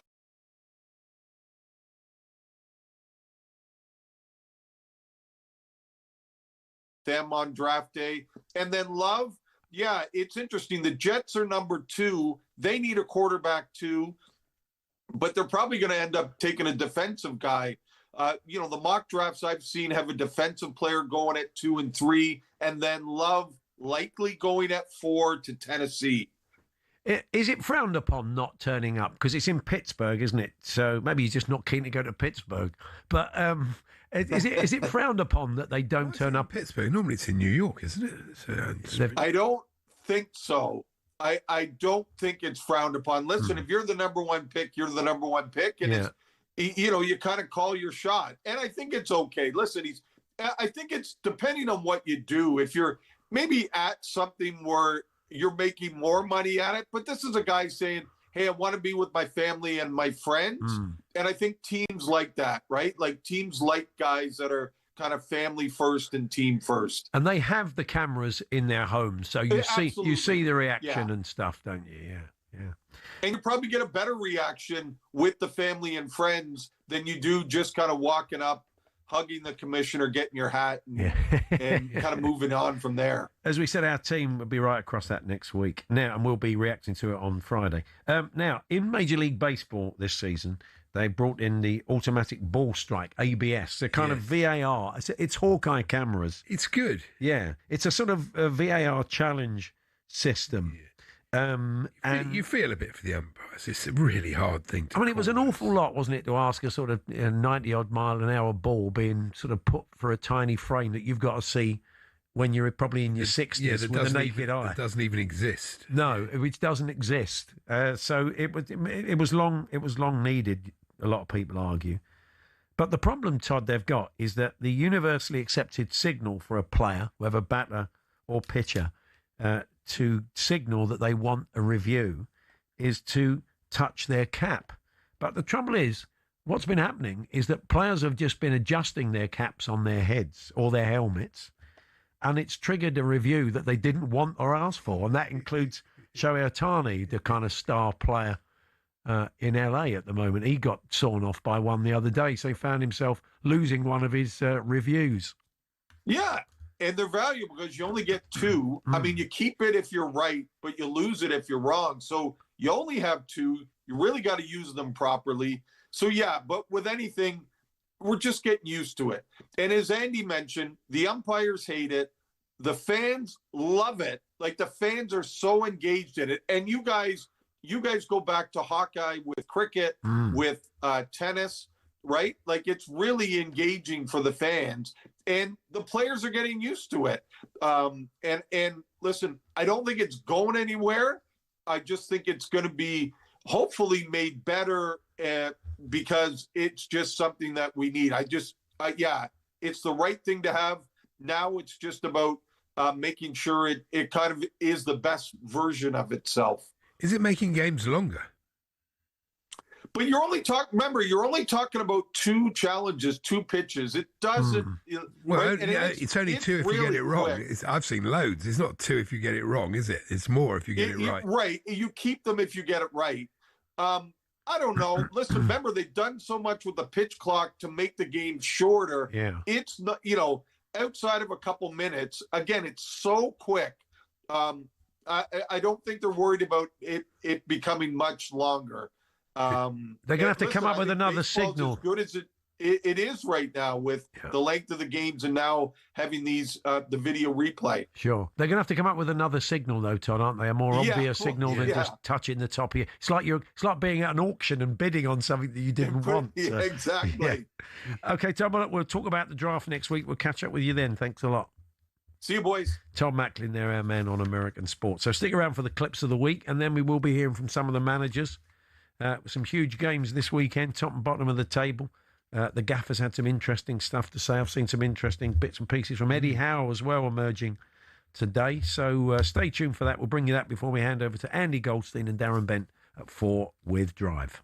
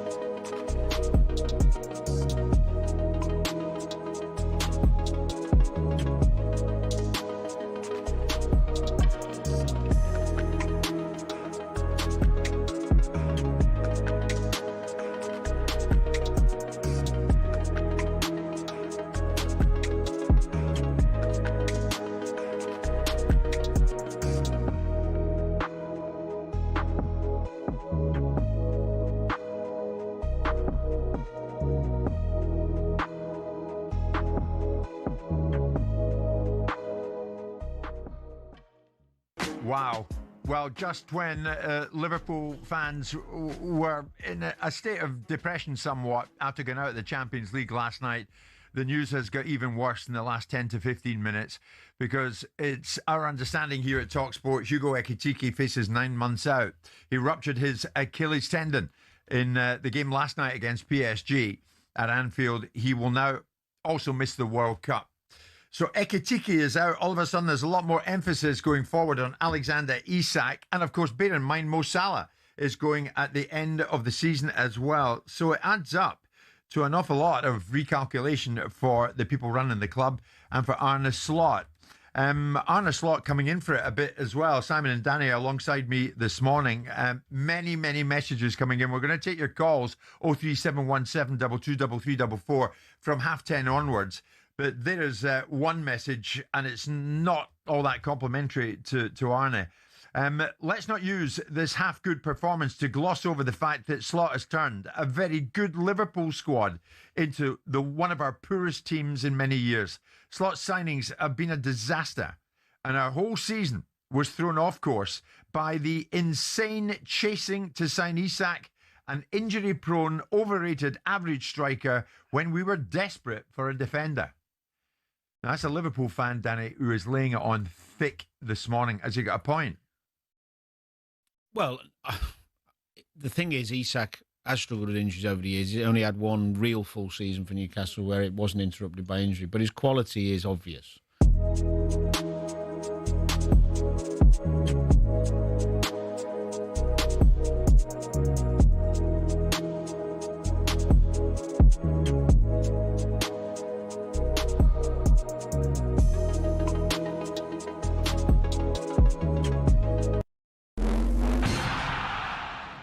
Chelsea co-owner Behdad Eghbali's admitted getting rid of Enzo Maresca was not the change the club wanted to make, and that it's had a negative impact on the season. He added, "I think we're behind Liam Rossigna." Former midfielder Joni Morris can't see Chelsea making Champions League. We used to be under Maresca. I felt we was better against the better teams. It was the lesser teams that we couldn't break down that was a bit of a problem. Now we've managed to get by them, and then we keep falling short of anybody that's decent. Chelsea versus Man United is live on talkSPORT tomorrow night. Now, Arsenal invincible Laurent's told us all the pressure is on second-place City. He's urging Mikel Arteta to go all out for 3 points on Sunday by playing Gyökeres up front alongside Martinelli and 16-year-old Max Dowman. It's a big responsibility for a young lad, but I believe that he's got the quality enough in order to take on play. Once Martinelli is high up on the pitch and stretching the team, he will put Max Dowman a little bit more central. Before that, potential title decider. Liverpool go to Everton on Sunday. Alexander Isak is still not fit enough to play 90 minutes. Outgoing Bournemouth boss Andoni Iraola insists he doesn't have another job lined up. He says he's not sure where he's headed next. And Liv Golf CEO Scott O'Neill's tried to dispel rumours that the breakaway league is about to fold. This notion of secret meetings and, getting summoned to New York. I live in New York, so it's easy to summon myself there. But it's it was a lot of reaching and grabbing for headlines and clickbait and stories. O'Neill does admit Liv's finances are being managed very tightly right now. Liv's UK arm posted £341 million worth of losses in 2024 alone. There's more, as ever, on talksport.com.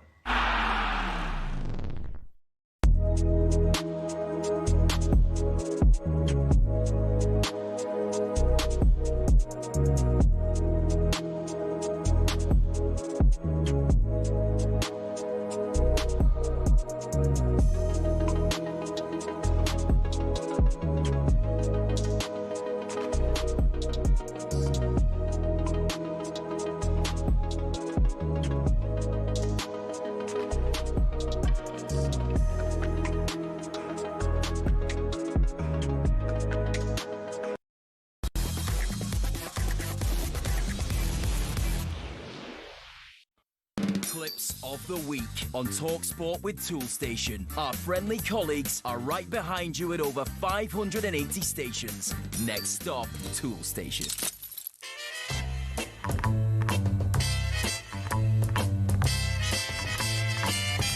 talkSPORT Clips of the week.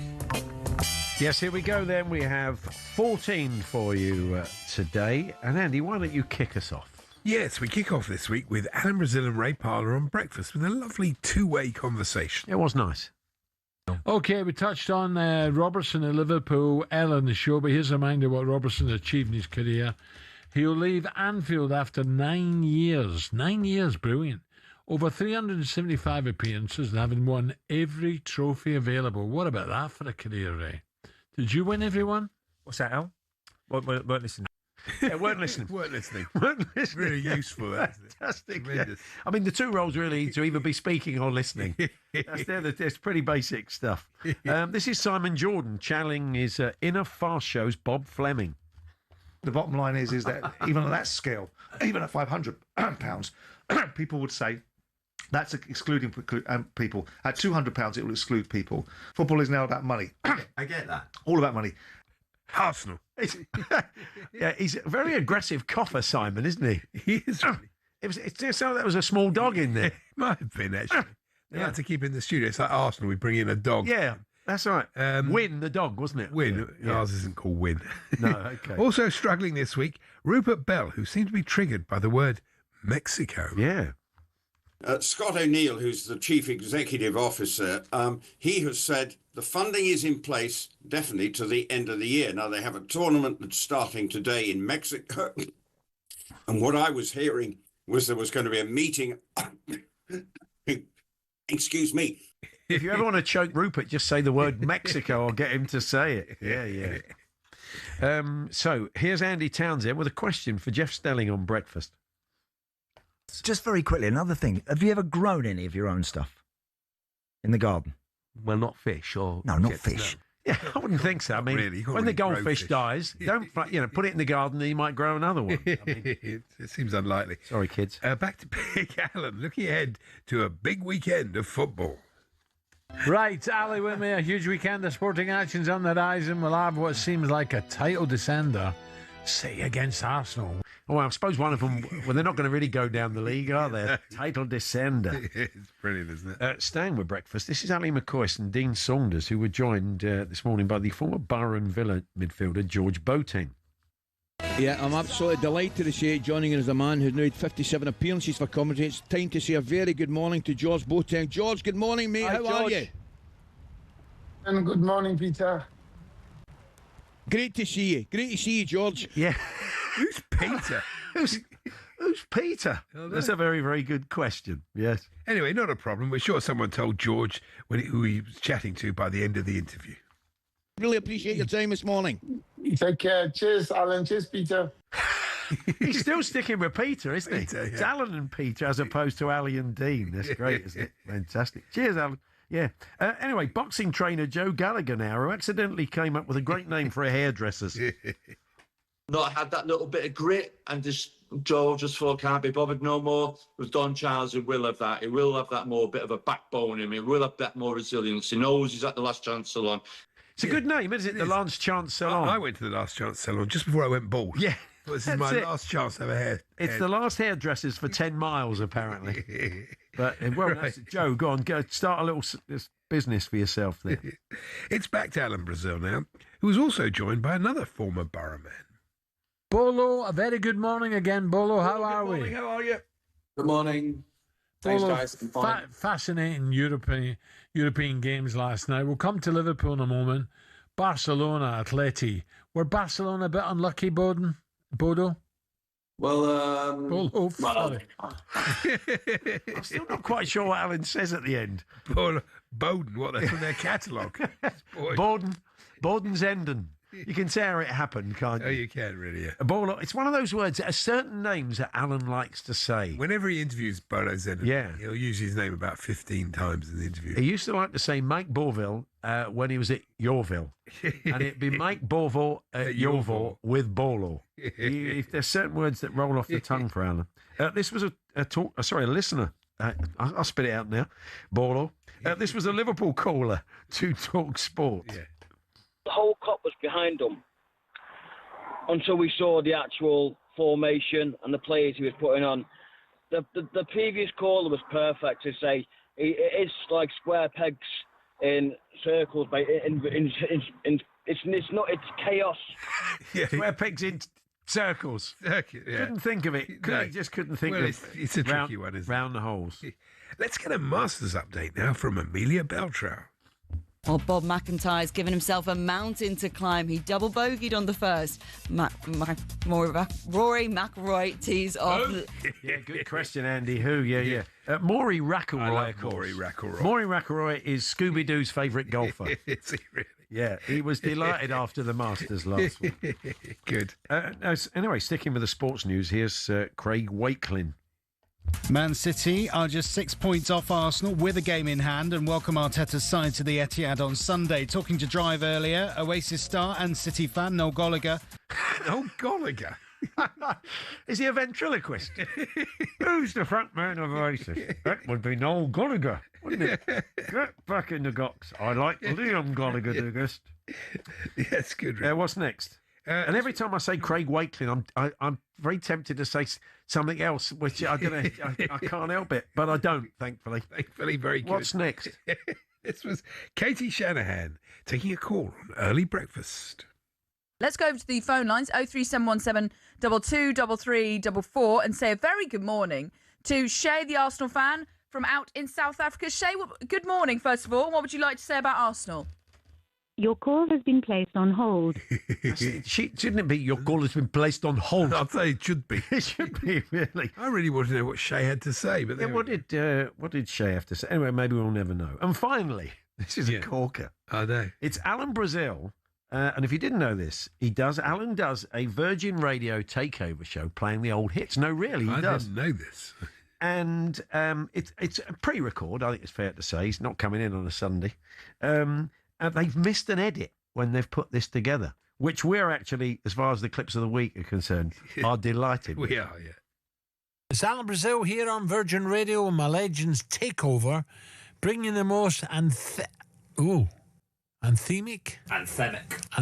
Never heard that before. Let me start again. It's Alan Brazil here on Virgin Radio, my Legends Takeover, bringing the most anthemic. They're so pathetic. Is it anthemic? Is it aesthetic? Oh, dear. Athletic. Please, just a little missed edit there. That's a joy.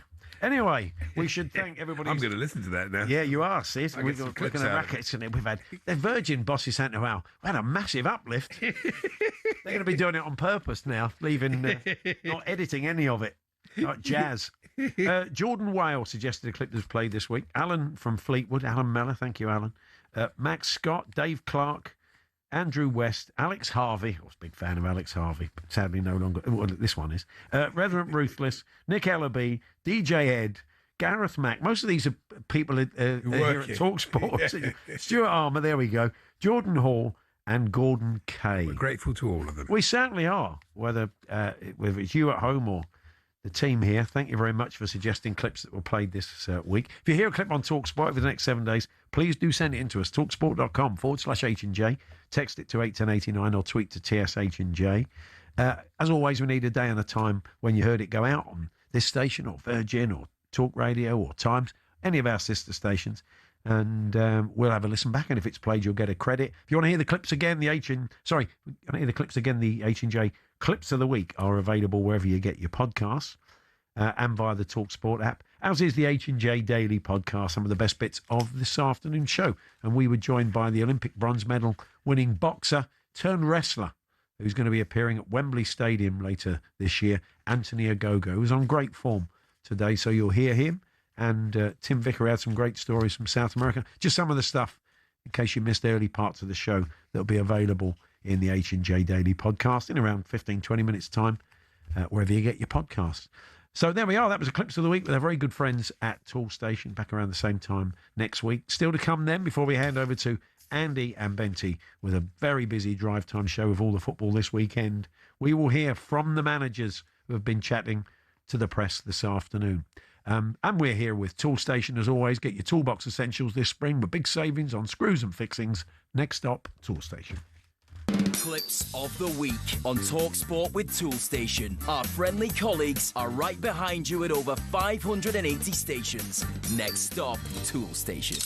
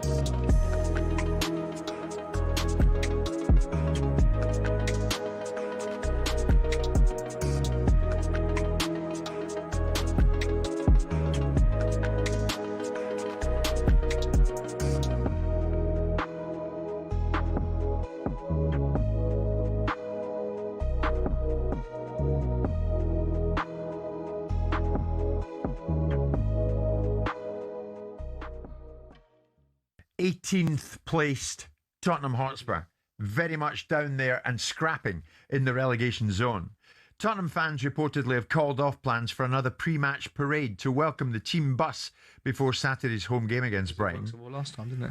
Well, yeah, this is all to show a bit of passion and fervour. We're right behind the team, you know, etc., etc. But apparently they're calling it off. A statement by the organisers of Show Up, Sing Up, Stay Up campaign said they were disappointed at calling it off, but they support whatever Roberto Deserby sees fit in order for his players to have the best possible preparation. Apparently, Deserby decided his players will arrive at the stadium earlier and not by coach so that they avoid fans lining the pitch, as we saw pre the Nottingham Forest game. Is he right, Deserby? Do you think? Is he taking the temperature down a bit? Well, I assume he's got method to his madness. I mean, ultimately, the last time they did the show up, stand up, or whatever it was, didn't work so well, did it? They got beat 3-0 by Nottingham Forest. So I'm not so sure it's been proven to be something that has a proof of concept behind it. Yeah. The fans will be behind the players inside the stadium. Now, bless their little cotton socks. Maybe they don't need to be told how important it is to the fans, because it's only important to them, isn't it? Maybe that's part of the thinking. But De Zerbi's obviously trying to manage the game with the best intentions of making it as normal as possible, not heighten the expectation upon the players.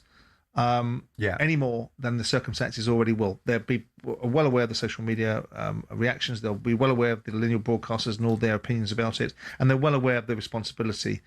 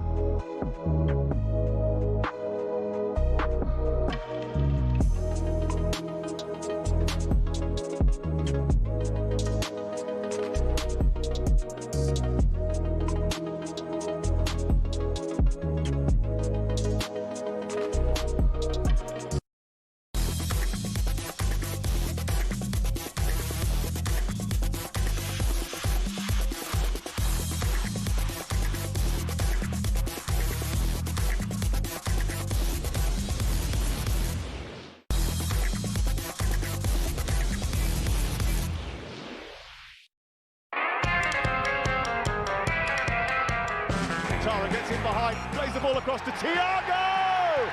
And the boy from Brazil, called up by Carlo, has bagged again for Brentford. We want to be ambitious, we really do. We want to try and strive to create something really, really special. Plays it square, Wilson! Fulham have scored 2 in a minute! It's Harry Wilson! Set ourselves in a position that you can fight for something very difficult to achieve, but achievable. Onto his right foot, he shoots and seals it for Chelsea. João Pedro rolls it home. I think we just need to focus on the next game and put ourselves back in with a realistic chance. He hits it towards the back and scores a terrific goal. Manchester United are level, and it's Bruno We're in a really good position in the league, you know, and we've done some really good things, but we've got a big finish to the season coming up. Yep, our 2 Coventry games tomorrow. Brentford, Fulham at 12:30, and also at 8 o'clock, Chelsea versus Manchester United. We're going to hear from some of the managers then ahead of the weekend's games. Sunday's game between City and Arsenal is felt that it's going to be the title decider. And Pep Guardiola was asked about the recent criticism directed at Arsenal's style of play and what he makes of it. Mm-hmm. Yeah, people is so demanding, so demanding for the media, for the supporters, for everyone. I enjoy watching it. Yeah, I learn a lot and many things. And the people what they want is win. So, and we fight in an aspect that is really important that we cannot fight against. It's 22 years without winning the Premier League. So, with that aspect, we cannot fight. So they have something that make unique. I know that I knew that feeling when we arrived here, and for a long time we didn't win the Premier League, or well, a long time no, because with Manuel and Mancini they did it, but for our era, I would say, when our time win the first, I know how you feel it, and that is something that we cannot play again. So that's why we had to focus in the way we had to play. That is the mark of great managers and great teams like United before them, that when you still keep the hunger and the appetite, you keep reinventing yourself and you keep the players. And also answering without saying anything rather than giving the press ridiculous headlines. Yeah, there was no headlines there. On to Arsenal, Andy. Yes, we turn to the Arsenal manager who spoke with talkSPORT's Ian Abrahams about the significance of Sunday's upcoming match. Who's under more pressure on Sunday? You, because you're out in front, you've been out in front for a long time, or City because they're trying to catch you? Who is more privileged to be in this position? I think that's the question. Okay, who's more privileged to be in this position? I don't know. I feel very privileged, so I don't know how Pep or Man City I feel. I feel very privileged to have earned the right to be in this position to play such a big and great game. Good old Moose. He gets the gold. He's the best at that. He's brilliant at that. That was so quick the way he came in. He does get the gold out of them. Anyway, Manchester United, we're going to hear from Michael Carrick. Mickey Gray was telling us earlier, he was at the press conference. Very animated on Monday night regarding Lisandro Martinez's red card for the hair pull. The decision stands. It won't be overturned. Let's see what Michael Carrick made of that. We're obviously disappointed. We didn't agree with it. I think I was pretty obvious how I felt after the game, and I still feel that way. So, yeah, listen, I don't want to go into it now. I think it is what it is. We've been hit with some decisions, and at the end of the day, now we've just got to accept it and move on, whether we like them or not. I wouldn't say it was frivolous, but you didn't sense they were going to have much chance overturning that. No chance. With the previous ones that have happened. So, what's next? Bit of Bournemouth, Andy. Yes, Bournemouth confirmed midweek that the head coach, Andoni Iraola, will leave at the end of the season. Let's hear why Iraola decided it was time for a change. It's been a decision that has taken me a lot of time to take. It has not been a clear decision. Always during this process, almost this season, I've been talking to the club about the situations. They were very aware that this could happen, and there is not always one main reason. I think the decision I've taken is because probably I don't want to risk the feeling I have right now of satisfaction of these 3 seasons, and you try to envision yourself in a possible 4th season, in a possible 5th season, and everything costs more. We as human beings, we get tired of watching always the same faces, and I suppose I've decided that this was the right moment, to put an end, to this journey that for me has been really, really special. Yeah, and he's earned the right to get a big club. He's done brilliantly. He has, yeah, and he'll go with their blessings. I'm sure he'll get a great reception between now and the end of the season from the Bournemouth fans. Let's hear from Roberto Deserby. I'll be at the game tomorrow evening against Brighton, and he said that he has belief in his players and they'll give their all to stay in the Premier League. In the people, I believe in the human relationship. I believe in the spirit. I believe in the soul of the players. Before to speak about tactical disposition, style of play, defensive phase, with the ball, without the ball, set pieces, or these things are important. But first of all, I work with people with their problem. There are a lot of players, and we have to build or rebuild or find in these last weeks the best relationship we can find. And I want to see on the pitch players help their teammates and push everybody for one target and to achieve our big target for us. Because if we don't achieve our target, everyone lose something in their career. Yep, it's all on the players now. You'll be kept in touch with that one tomorrow evening here on talkSPORT. Our football begins tonight. A huge game for both Blackburn and Coventry. Blackburn looking to stay up and Coventry looking to confirm their place in the Premier League. Hugh Rosencroft is your host from 7 on talkSPORT 2.